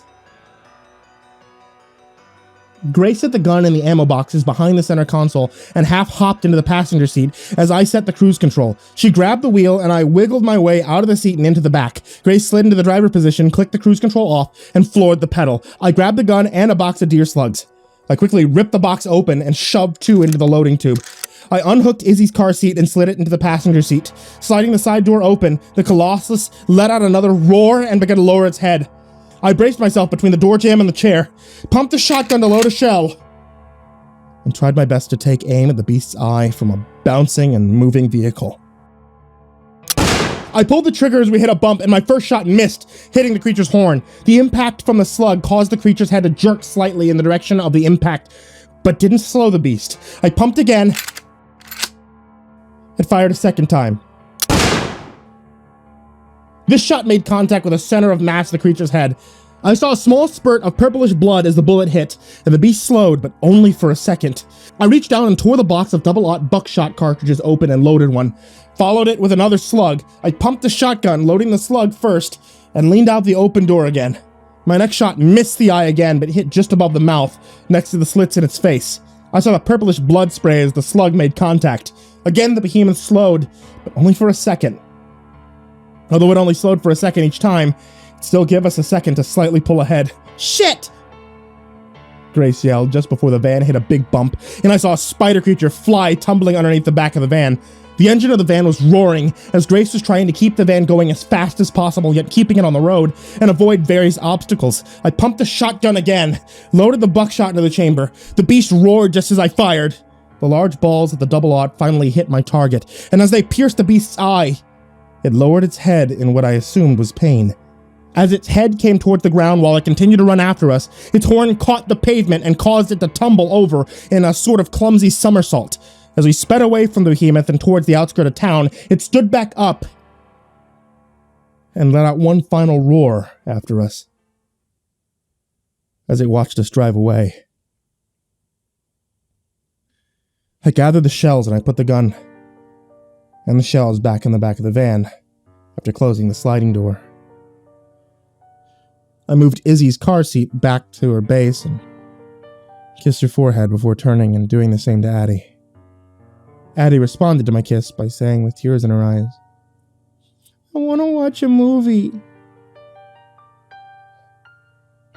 My nerves rattled. I just smiled at her and told her, "Okay," before climbing into the passenger seat. As we got on the interstate just outside of town, Grace slowed the vehicle down to a more manageable speed, given the limited visibility, and we looked at each other with shock in our eyes. I put a random movie in the player for Addie and Grace, and I sat in silence, both of us visibly shaking from the tense situation that we had narrowly escaped. "We need somewhere to sleep. From the looks of it. A new vehicle," Grace said. finally breaking the silence and gesturing to the crushed back hatch, damage to the windshield. Agreed. Place to stay first, then we'll worry about a new vehicle, I responded. Hey, you remember that old farmhouse? The one just off the interstate, you always point to. What do you say we give that a shot? Seems far enough from town to be left alone is what I'm guessing. Plus, it's kind of close to the interstate, so if we need to bug out quickly, the option's there. Okay. Should be up here on the right in a couple of miles. I always point to it, but I'm not quite sure how to actually get to it. I'm sure we can figure it out, but I think that's going to be pretty safe, at least as far as our options go. I replied, looking out the side window into the fog. As we got further out of town, the fog was still there, but seemed to be much less dense, and it made me realize that it was all coming from the creatures. Maybe it was some form of terraforming, but it didn't seem like it actually changed much. The fog didn't seem to have any effect on any of the plants. I didn't notice any effect in my breathing as I walked through it. These thoughts just brought me to one umbrella question. What is its purpose? What? What is what's purpose? Grace said as she glanced over at me. Huh? Oh, sorry, I didn't realize I had said that out loud. I was thinking about the fog. What purpose it may serve to these creatures, I responded. The bigger beasts seem to release it in the air, but I can't figure out why or what it does for them. If anything, I guess. Oh, okay, she said as she turned off the interstate at the off-ramp into the vicinity of the farmhouse. We're going to need to try and test a few back roads until we figure out which one leads to the house. I nodded. We tried a few roads and had to backtrack a few times, being able to see the farmhouse in the distance, but not being able to drive up to it. We finally found the right road and made our way to the driveway of the house. We both sat in the car, staring out the window, moving our eyes from the house to the nearby barn, then to the machine shed and back. I finally took the time to load the Desert Eagle without a word. Grace took the other gun. We both got out of the van. We left it running, and both crept up to the farmhouse. Grace stood by the door as I entered first. Once I got into the room, she followed. After a final vision sweep of the yard, we both took different floors, and we searched. I took the second floor. Grace took the ground level, and the attached two-door garage. Woohoo! Grace called out, and I ran downstairs to see what had happened. I found Grace standing in the doorway to the garage. One vehicle was missing from it, but the one that remained was a big GMC Denali SUV. I couldn't find anyone upstairs, I said, as we both looked at the vehicle. Me either, Grace replied. Well, looks like we got lucky. Fixed both our problems with one stop, I said, motioning to the vehicle. Yeah, thank God. It's been a really long and crazy day. Let's go grab the girls and Bodhi. Let's get settled in for the night. I'm tired. Good idea, I responded, as we both turned and made our way back out to the van. We collected the kids and the dog and we went inside. The cupboards still had plenty of food in them, and nothing really seemed out of place. This made me wonder if someone would be coming back to the house. However, as the day concluded and the darkness of night grew near, nobody came. We made a trip or two back out to the van to grab random amenities, and in the morning I would search the barn and the machine shed, but tonight we'd make use of the kitchen to cook and eat a decent meal. Then we all gathered in the master bedroom on the second floor, cuddled together in one big pile, and with guns loaded next to the bed, we all fell asleep.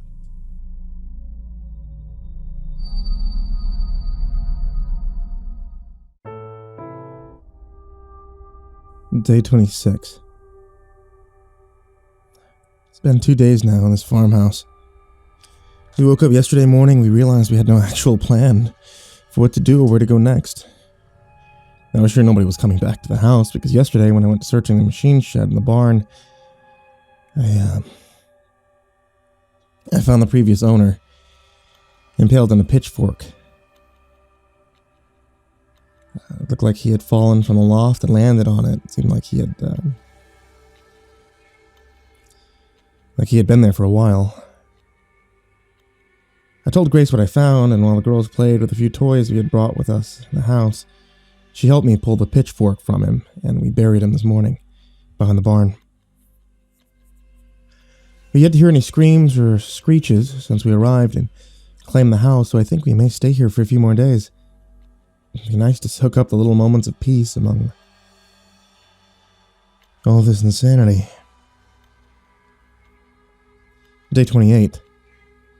We saw another car. Early in the morning, we were all in the house just trying our best to relax and pretend things were somewhat normal. And I heard Grace say it. "Shh! You hear that?" We sat in silence for a few seconds before I heard it. It was an engine. I ran to the window facing the interstate just in time to see a Jeep moving very quickly down the road. At first, I ran to the garage, grabbing the keys to the SUV on the way. I burst through the door, hitting the button for the garage door on my way past and getting into the vehicle. As I started the truck up, I paused. They'll be long gone by the time I hit the interstate after him. I think then shut it back off and I walked back inside. The sight of the Jeep going down the road didn't really help us in any way. However, it did let us know that there are other survivors, other people, still out there dealing with all the same things that we were.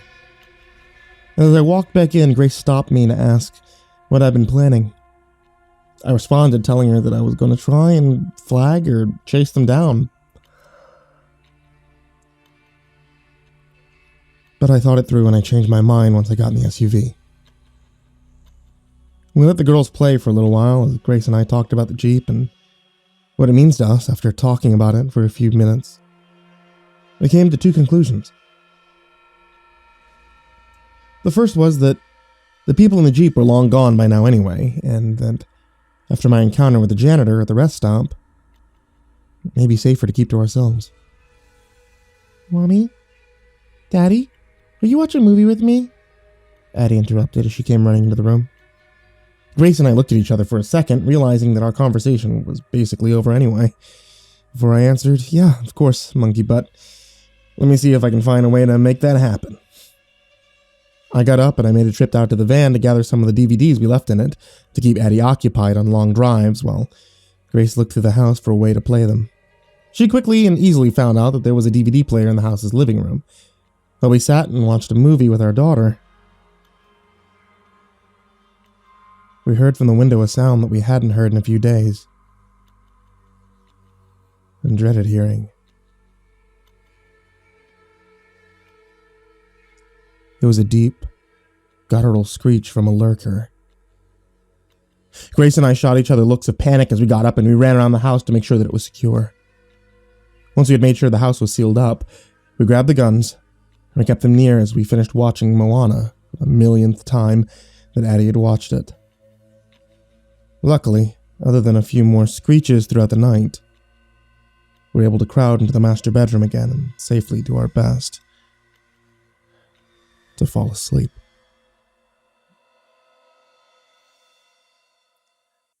Day 29. "Daddy, look it!"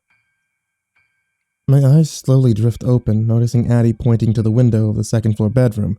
Just as my eyes begin to focus, I noticed something strange crawling on the glass. "What the fuck?" I mumble under my breath, followed by a much more audible, "Grace, wake up! Check that out." Grace rolled over and looked towards the window. We both sat in bed in bewilderment, staring at what looked like some sort of gecko making its way across the window. Now, where we live, there's no native wild lizards of any sort. It gets too cold in the winter, and they just can't survive around here except for maybe in a tank with a heat lamp at someone's pet. Now, where we live, there's no native lizards of any sort. It gets too cold in the winter. They just can't survive except for, maybe in a tank with a heat lamp as someone's pet. This one, however, was no normal lizard. It looked alien. 6 legs sprouted from the side of its body, 3 on each side. The skin was translucent, revealing that its insides all had sort of a purple swirling glow to them.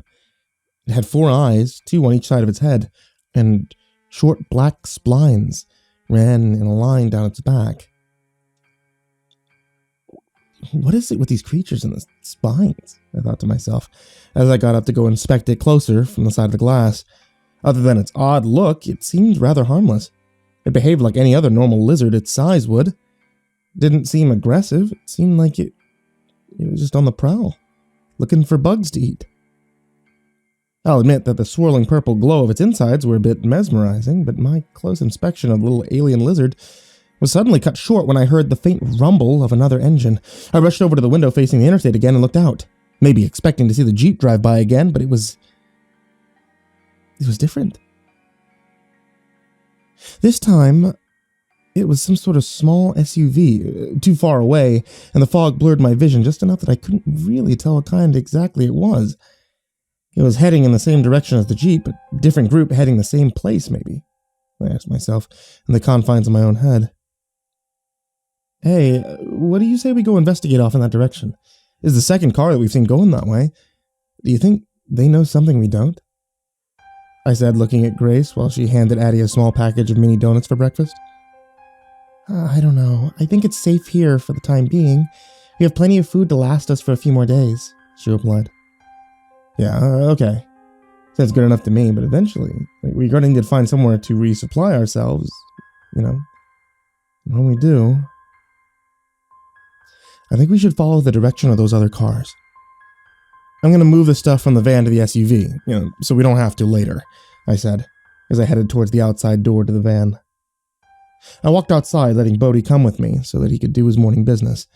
I made multiple trips hauling all our goods and supplies and guns from the van to the house to the garage and into the SUV. On my final trip to grab the sleeping bags and the last of the food, I gathered it all in my arms, and as I walked a few steps towards the house, I paused, noticing that Bodhi was staring off behind me and had lowered his head as he was growling at something.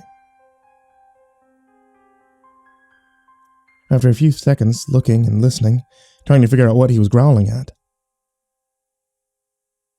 I started at the back door at a much more hurried pace, yelling, "Bodhi, come!" behind me. He obeyed and trotted behind me and through the door at the house. As I closed the door behind me, Bodhi stayed at it and began to growl again. When I turned to look back out the door, I saw 3 of the spider creatures emerging from the field at the edge of the yard. They all skittered up to the van and began crawling all over it, doing what seemed like trying to find a way inside. One of them let out a scream, and Grace came into the back door and stood next to me. "Shh, quiet, boy," I said to Bodhi. So we watched the creatures swarm the van. They began to strike at the windows, and eventually, they broke one. Crawled inside. "Holy shit. They're looking for us," Grace said as she watched. "Yeah. I think our little sanctuary here in this house has just been cut short," I said to her as I turned and made my way to the garage, putting the remainder of stuff from the van into our new vehicle. When I came back, Grace and Bodhi had both quietly watched the spiders as they crawled all over the van, inside and out. "Where are the girls?" I asked. "In the other room. Izzy's just crawling around, exploring, and Addie's playing with her tablet." "I think we need to get in the..."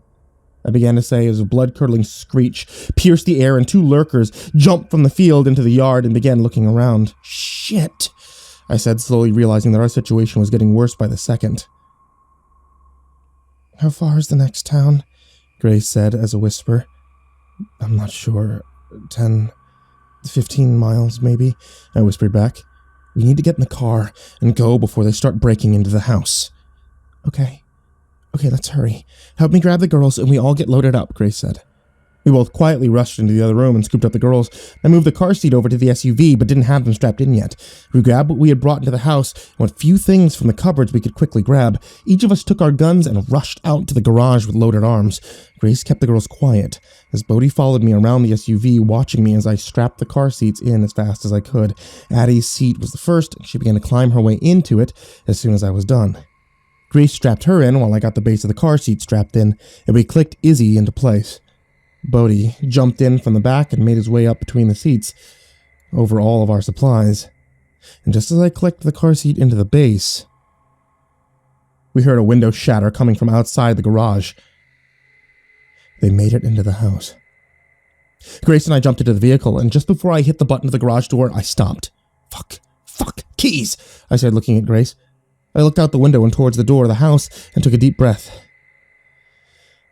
Here we go, I thought as I grabbed my gun and opened the door to get out. Luckily, the keys were just on the counter in the next room. Unluckily, I didn't know how many creatures were in the house or where they were. I stood by the door, breathing heavily in anticipation. I took a big, deep breath. Then, just as I was about to swing the door wide open and blast my way into the room, I stopped. What are you thinking? How are you gonna get yourself killed? I thought to myself, and instantly slowly creaked the door, peering through the slit so I had some idea of where the targets were. Good job, Trevin. Much smarter. My brain said to me. Through the crack, I saw as one of the lurkers had just walked out of the room. There were two of the spiders in the kitchen, and one just happened to be standing on the counter right next to the keys. I looked back at Grace through the windshield and smiled before I opened the door and lifted the gun. Now, there's a reason they call it a hand cannon. The first shot was a direct hit on the spider on the counter next to the keys. The creature essentially exploded into purple gooey mist and viscera as that .50 caliber bullet made contact. It also nearly broke my wrist as the gun kicked with such a force. 2 hands, Trevin, 2 hands, I thought as I raised my other hand to the handle of the gun. Quickly, I aimed at the other spider and careful to focus on my shot without making eye contact with the creature. Second shot, another direct hit, another cloud of exploded spider. I took 3 steps into the room and ducked past the doorway as the lurker lunged for me. I barely missed and collided with the wall before dropping to the ground and turning to me. Still with no clue on how these creatures navigate with no eyes, I spun behind me and raised the gun to the lurker as the lid on its face slid open and that big needle point posed to strike at me. I fired. Third shot. It was a miss. Kind of. It hit the creature's left horn and blew it off, sending jagged shards of horn into the air. I re-aimed from the recoil and fired again. Fourth shot, almost perfect shot, right in the middle of the beast's head, just as it began to leap at me, and the impact from the bullet decimated the creature's head and it popped like a balloon. Holy shit. I love this gun, I thought to myself as I sprinted for the keys. As I grabbed the keys, I turned around to head back towards the door in the garage. A scream came from the room next to me as the third spider skittered into the room. With keys in one hand, I would have to again shoot this thing one-handed. I quickly raised the gun and shot. 5th shot. I missed most of the spider, but I did blow off the 3 legs on one side and took a good chunk out of its side. Purple blood spewed everywhere as the spider spun out back into the other room on the floor. Not sure where the other lurker was. I hurried towards the door. I only had 2 shots left in the gun, and we needed to get the hell out of there. As I pushed through the door to the garage, I felt talons dig into my back as I was knocked to the ground. I heard Grace scream from the car as I reached back and fired blindly over my shoulder, trying to hit the creature, and I missed the lurker, but caused it to jump off me. Just enough for me to roll over, just as it dove on top of me again. This time with talons digging into my chest, I aimed the gun up and fired my final bullet. Directly into the creature's chest. Its ribcage exploded, covering me in blood and bits of organs as what remained of the lurker slumped down on top of me. The strange purple blood stings as it falls onto my wounds. The recoil from the pistol at this odd angle I was holding it caused it to fly out of my hand and across the floor back near the door. I pushed the beast's body off of me and scrambled to my feet. I ran to pick up my gun and the keys that I had dropped while I was first struck. Covered in all sorts of things I didn't even want to mention, I climbed into the driver's seat and started the vehicle. I'll be fine, I said to Grace as the engine of the big SUV roared to life before she could even ask the question. It's not very deep. She nodded with a look of concern in her eyes. As she hit the button for the garage, tension rises as we sit and wait for the door to move fully up, and I could back out of the garage. And once it does, I put the vehicle in reverse and quickly floor it. When I stop to shift to drive, I see more creatures emerging from the field, and we notice the booming footsteps before the shadow of a behemoth forms over the field in the fog. Oh, relentless bastards, I say out loud, as I hit the gas and speed away from the soon-to-be overrun farmhouse towards the interstate. As soon as the tires leave the driveway and onto the road, a loud roar cracks across the sky from the behemoth. After the few roads and turns it took us to get back to the interstate, we headed off towards the next small town. I hand Grace my gun and ask her to reload it while I drive. Who knows what we have to deal with next? And I want to be ready for it.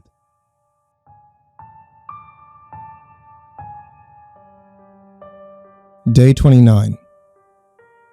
We sped down the interstate in the direction of the other cars that we'd seen pass towards the next small town. Grace had just finished reloading my gun as I drove, with streaks of blood trickling down my shirt and onto the chair.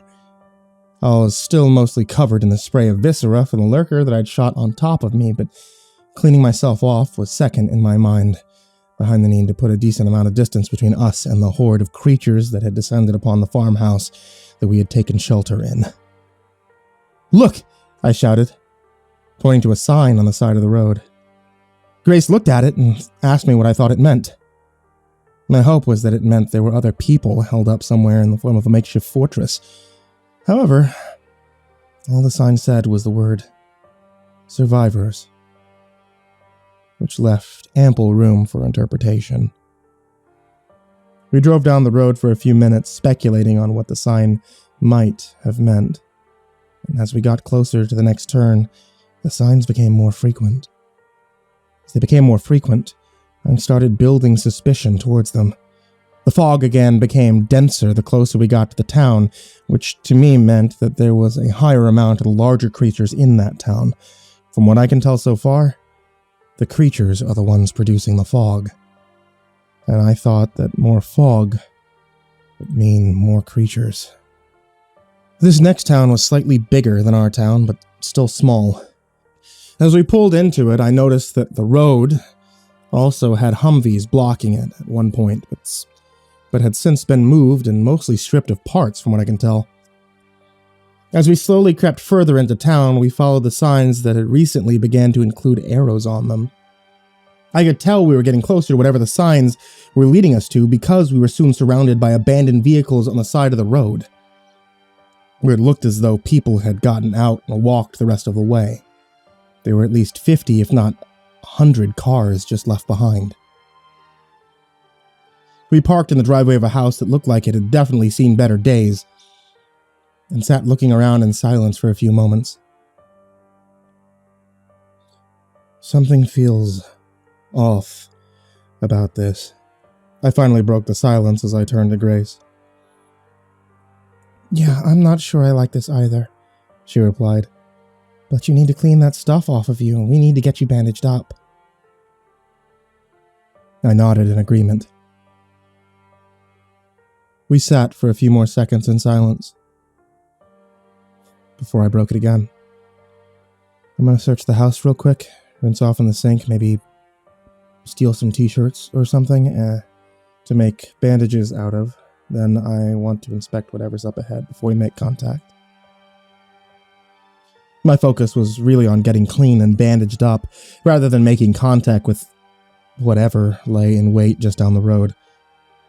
I hoped that it was something like a school building that had been fortified with lots of survivors and food and protection, but as we sat listening to the eerie sizzle of the fog, my mind started wandering to the possibilities of there being more nefarious intentions behind the signs.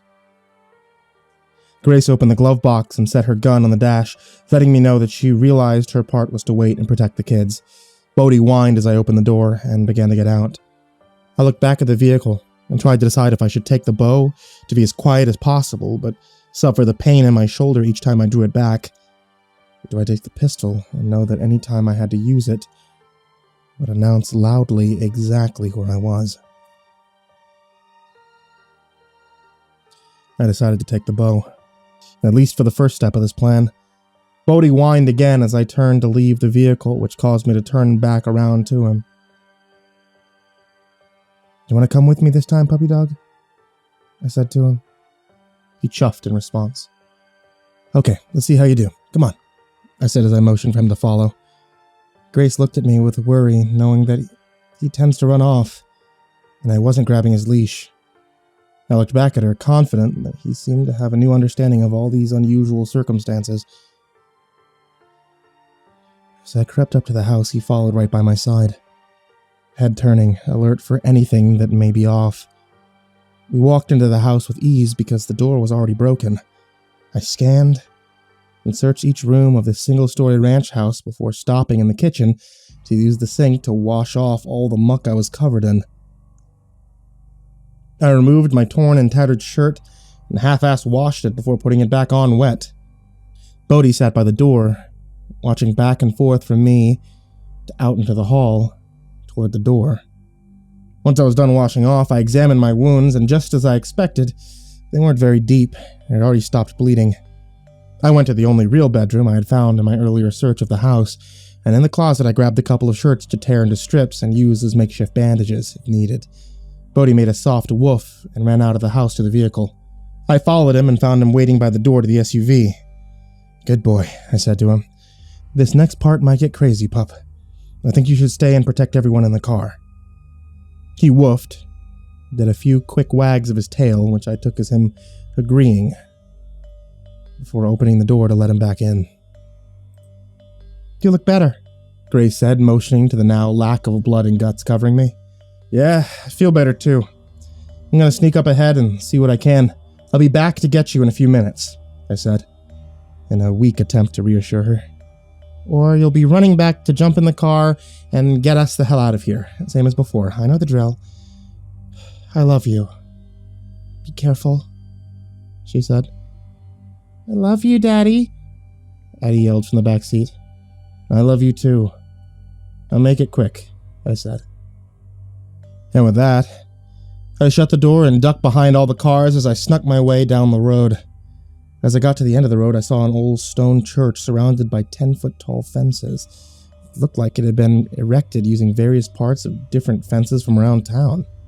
There was a large gate in front of the road, and at the top of it was a large chunk of what looked like tin roofing with the word "Salvation" crudely written on it, with a paintbrush, and what I hoped was red paint. "Fuck, there's no way this is going to go well," I muttered under my breath. I tried to stay as hidden as possible as I did a lap around the building, searching for any alternative route in, or at least a better view. After I made a full lap around the building, I looked around and noticed a 2-story house just across the street from the church. That's what I'm talking about. Vantage point. I made my way over to the house. As I snuck inside, I began hearing a strange noise coming from the second floor.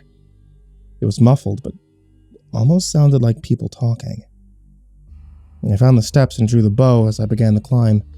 I made it about halfway up the stairs and realized that it was a voice on a radio coming out to someone who wasn't answering. As I hit the top of the steps, I heard a scream from one of the spider creatures, followed by a shot ringing out and glass breaking. Shit, someone is firing wildly at one of the spiders up here, I thought to myself. I began back down the steps as I thought about finding a different house when I heard from the radio. "What's going on out there?" "Creeper bug got Jim. Don't worry, I got it though." "Okay, find someone to take his post. Preferably someone who's paying attention so they don't end up like Jim." Okay. Who should I get? Do it." "I don't give a damn, Theo. Grab one of the followers, tell them that this is what the master commands." "Okay, I'll find one." I waited for a few minutes of the radio being silent before I released the tensions on my bow and crept the rest of the way upstairs. I found the room with a man, whose name was apparently Jim, lying dead on the floor along with one of the spider creatures in a broken window. His body was covered in blood with lots of chunks missing, which I assume were bites from the spider. I took the radio off Jim and quickly moved to the side of the window out of view. I really wish I'd brought the scoped rifle or at least some binoculars. From the edge of the window, I saw the gate open and a tall young man walk towards the house.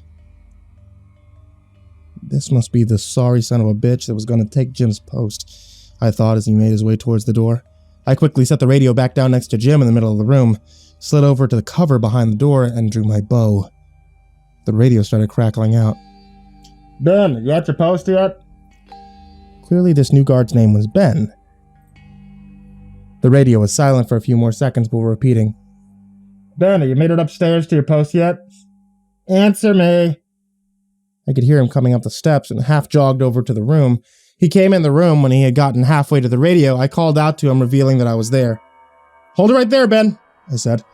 causing him to spin towards me. Listen, I don't want to hurt you. I just want to know what's going on inside the church. My family and I are looking for some refuge. Well, he began stammering and stepped back. Well, we, serve safety. He continued stumbling over words, still moving backward step by step. As he stepped back, he rested his heel on the talk button on the radio, setting on the floor. Let's go, Ben. What is it? Is it a commune? A safe haven? Survivor colony? A cult? Mass collection of apocalyptic cannibals? What the fuck is in the church, Ben? I shouted at him. He kept glancing at the doorway as he fumbled for words, so I moved over to block it, my bow still trained on him. It's a survivor colony, he finally got out. Are you peaceful? Will we be safe here? I shot back at him. Well, you'll need to talk to... I heard a shot ring out, followed by a second and a third coming from the direction I left Grace and the girls. My grip tightened on the bow and I sneered at Ben. What's going on, Ben? What was that? Spit it out, I yelled.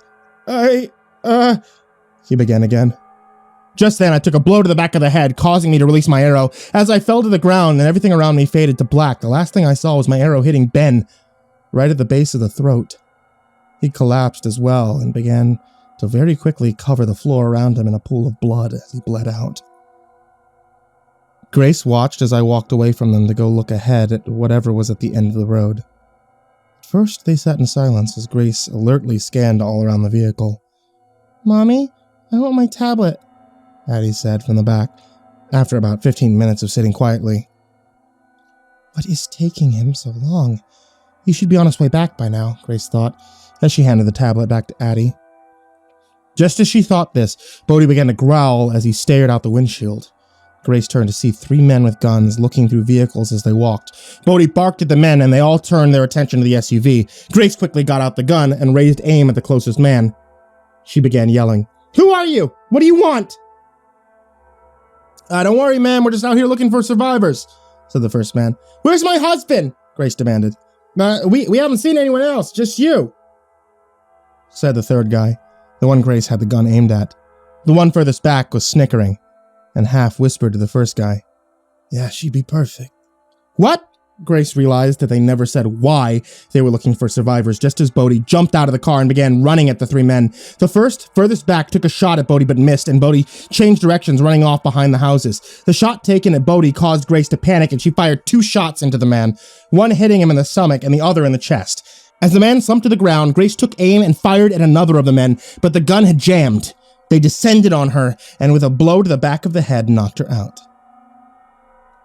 I awoke groggily and unable to move. As I looked around, my eyes widened with fear as I saw that Grace was tied to a chair next to me. I looked down and noticed that I was tied to a chair as well. We were up front of the church in the main chapel. The rows of pews before us were nearly filled with people. Some were alive. Some were not. There was a huge man standing between us, looking out over his flock of the confused, yelling out some sort of sermon that didn't make much sense. The man had long, bloodied robes that had both red and purple creature blood staining it. As fastened to the robe were lots of the sharp black splines from the creatures, and he even had the head of one of the lurkers hollowed out and mounted to the top of his hood that he wore over his head. The mantis-style face needles had been pulled out, set in such a way that the man looked like he had antennae on his head. As he spoke, he gestured to us sitting there. As he gestured, I noticed his hands were rough and long and very bony. I have seen the Master, the one who screams inside your mind, and he sleeps. He rests beneath the ground waiting for our sacrifice so he can pass us on to the other side where eternal bliss awaits. And now, my friends, with the discovery of these people, we will have that sacrifice, the robed man yelled out to his disciples. And as he said this, the living ones cheered at his words. The smell inside the chapel was putrid. It had been decorated very intricately with various body parts and organs from the different creatures that now plagued the landscape. I nearly retched the sight of how many of the followers stood and cheered next to decaying corpses that had been placed in the pews. "Where are my children?" Grace yelled as she regained consciousness. "Oh, my little lamb, they are safe. They will be raised as our new generation of followers." He directed the first of his responses to Grace before turning and yelling out to his disciples, "Servants of the Master! Slaves to the beast's will!" Again, the crowd cheered. A screech suddenly pierced the air coming from outside. It was followed by a gunshot, then several more gunshots, and another screech, and soon a cacophony of screams and screeches. Gunshots began to ring out from all directions. "The time has come, my flock! We must get these sacrifices to the beast!" the robed man shouted. As he turned towards us, the ground began to rumble, and the air was filled with a roar from a behemoth. Holy shit. It followed us, I thought to myself. I struggled to break free as Grace did the same. Neither of us were having much luck. The cacophony of sounds caused me to wince as it began to hurt my ears. The robed cultist priest stepped closer to us, and the other robed men came from our sides. They picked up the chairs we were strapped to and began to carry us off, out into the back of the church.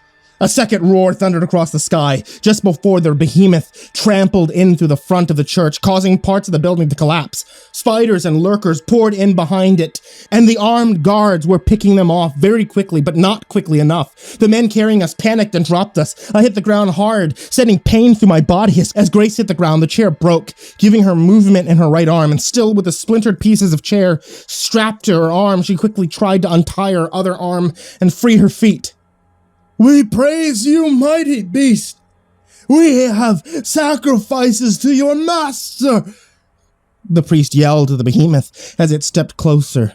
More and more of the building collapsed with every step the colossal creature made. I watched Grace as she finally got her legs untied. "Good, now me!" I yelled to her. "Where are my babies?" Grace yelled just before slamming her wrist into the shoulder of the priest.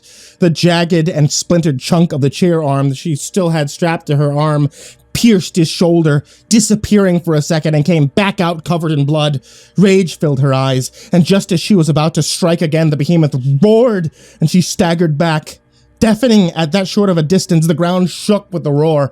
The priest slowly turned and laughed loudly. Just before he spoke, the behemoth chomped down on him, removing the entire top half of his body. His legs swayed for a moment before falling over. Grace suddenly snapped out of her rage and scrambled to untie me. We both got up and ran for the nearest door in the back. As we blasted through it, I looked down the hallway we had just burst into. "Mommy!" I heard Addie yell through tears. I saw someone dragging her by the hand and carrying a car seat with the other, and just then another roar erupted through the air from the monolithic beast, and the ground shook with its immense volume.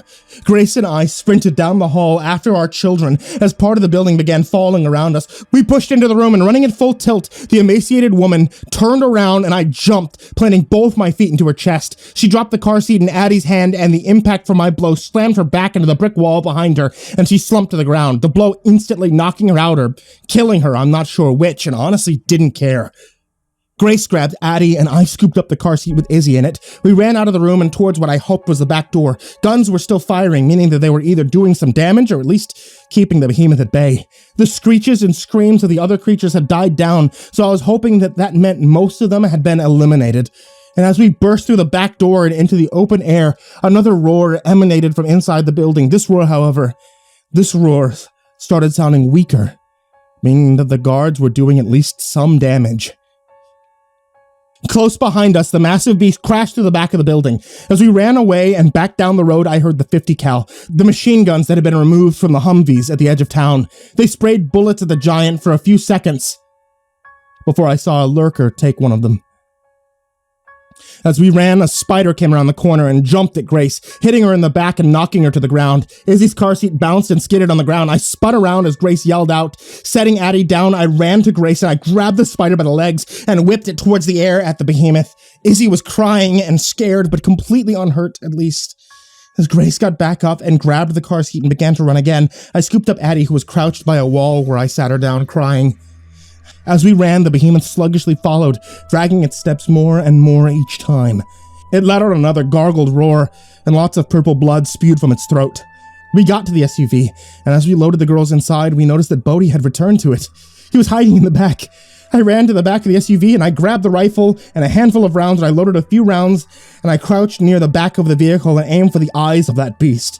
The rounds of the remaining 50 cal still hitting the beast in the back, and just before I fired, the beast got to roar again, and instead let out a gargle as it spews forth more of its own purple blood and collapsed to the ground in front of me. I retained my aim off further in the distance as the 50 cal bullets still fly in the direction of the beast, meaning that guy who was firing it was just blind firing in the direction that massive creature had walked off in. I couldn't see him through the now very dense fog. The purple and gray haze had become much thicker as more of the creatures released plumes of it as they died. And just then the machine gun stopped as I heard a man screaming from the distance. Something must have gotten him, I thought.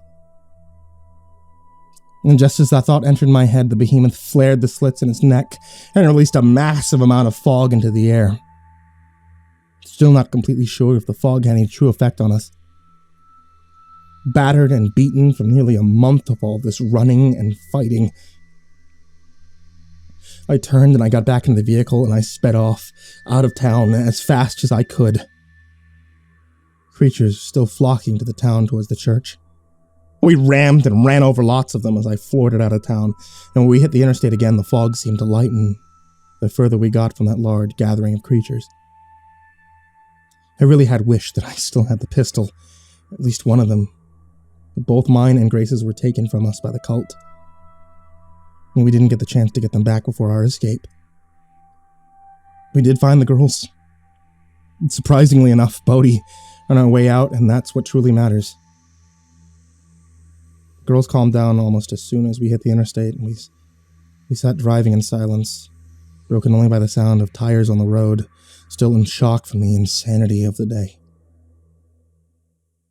Without any sort of plan, I drove us west, trying to stay moving as much as possible, stopping only for gas. Day 35. It's been over a month since this all started, and almost a week since we've watched the colossal beast fall. The fog's almost completely lifted the further we drive west. I still don't know what started it all, and as most of the world around us is far from the way it used to be, things have calmed way down. I haven't seen any creatures in 2 days now. We stayed at random farmhouses along the way. We just stopped at one for the night. We load a few things into the house for the night. We've been on the lookout for the other true survivors, but haven't found any.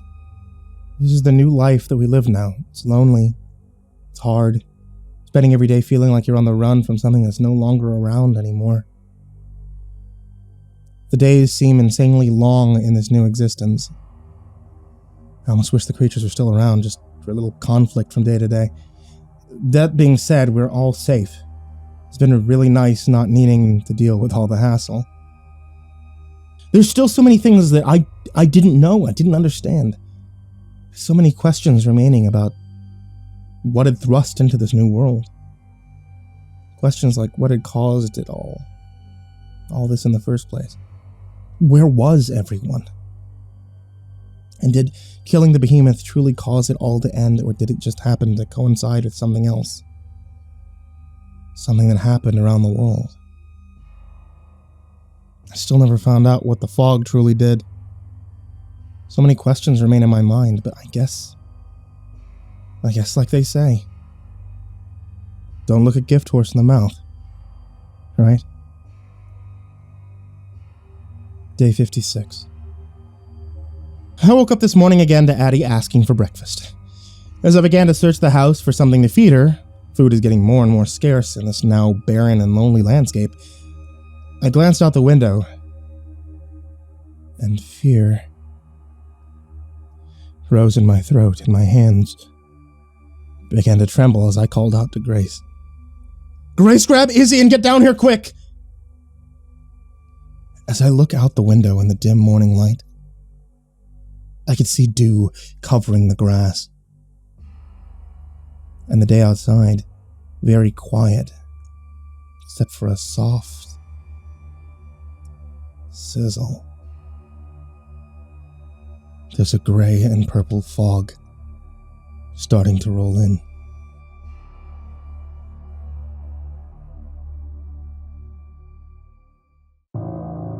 Hey there kids, it's me, MrCreepyPasta, and I wanted to tell you thank you for watching tonight's video or listening to tonight's podcast. You can find MrCreepyPasta Storytime on any kind of podcasting platform if you're watching on YouTube, and if you're listening to the podcast already, you can find MrCreepyPasta on YouTube. A huge thank you to all you guys who show support by subscribing to the channel or following the podcast and coming back episode by episode. I really appreciate that, and I really want to tell you all thank you for what you've done. If you always want to find more from me, you can on Instagram at Billy the Skeleton. That's me, Billy the Skeleton, all one word. That's the only MrCreepyPasta account there. And on Twitter at MrCreepyPasta, then the number 0. I'm also on Patreon. You can find a whole bunch of other people supporting on Patreon in the description down below, but there is a very, very special thank you to these people in particular. Jordan Alexander Sanchez, Creepypasta Adam, Ken Lando Higuchi, Mazakine, Champinski, The Red Oak Shield Virus, G Weevil 3, Diana Kraus, Stephen Van Huss, Chance Burton, Tristan Pelton, Nico Cow, The Ginger Bros, Last Blade Song, Eliminator 86, Steampunk Sinner, Caleb Dougal, Sky Harbor, The Homeless Bird 93, Bobby Carmen, Liam Newman, Aaron Stormcrow, Barbara Maceo, Thomas Burgett, Azazel Rotten, S-Man, Kirisuba, Bad Honey, Someone You Love, Said the King 56, Somber Puppet, Wolfie Nums, Shadow Morningstar, Sean Mills, Jesse Gonzalez, Mad Marstomp, Z. Kearley, Cassie Core, Mr. Thud, and Patrick Schoolmeister. These guys are the real MVPs, and all of you who are listening are also the real MVPs. Stay safe, everyone, and sweet dreams.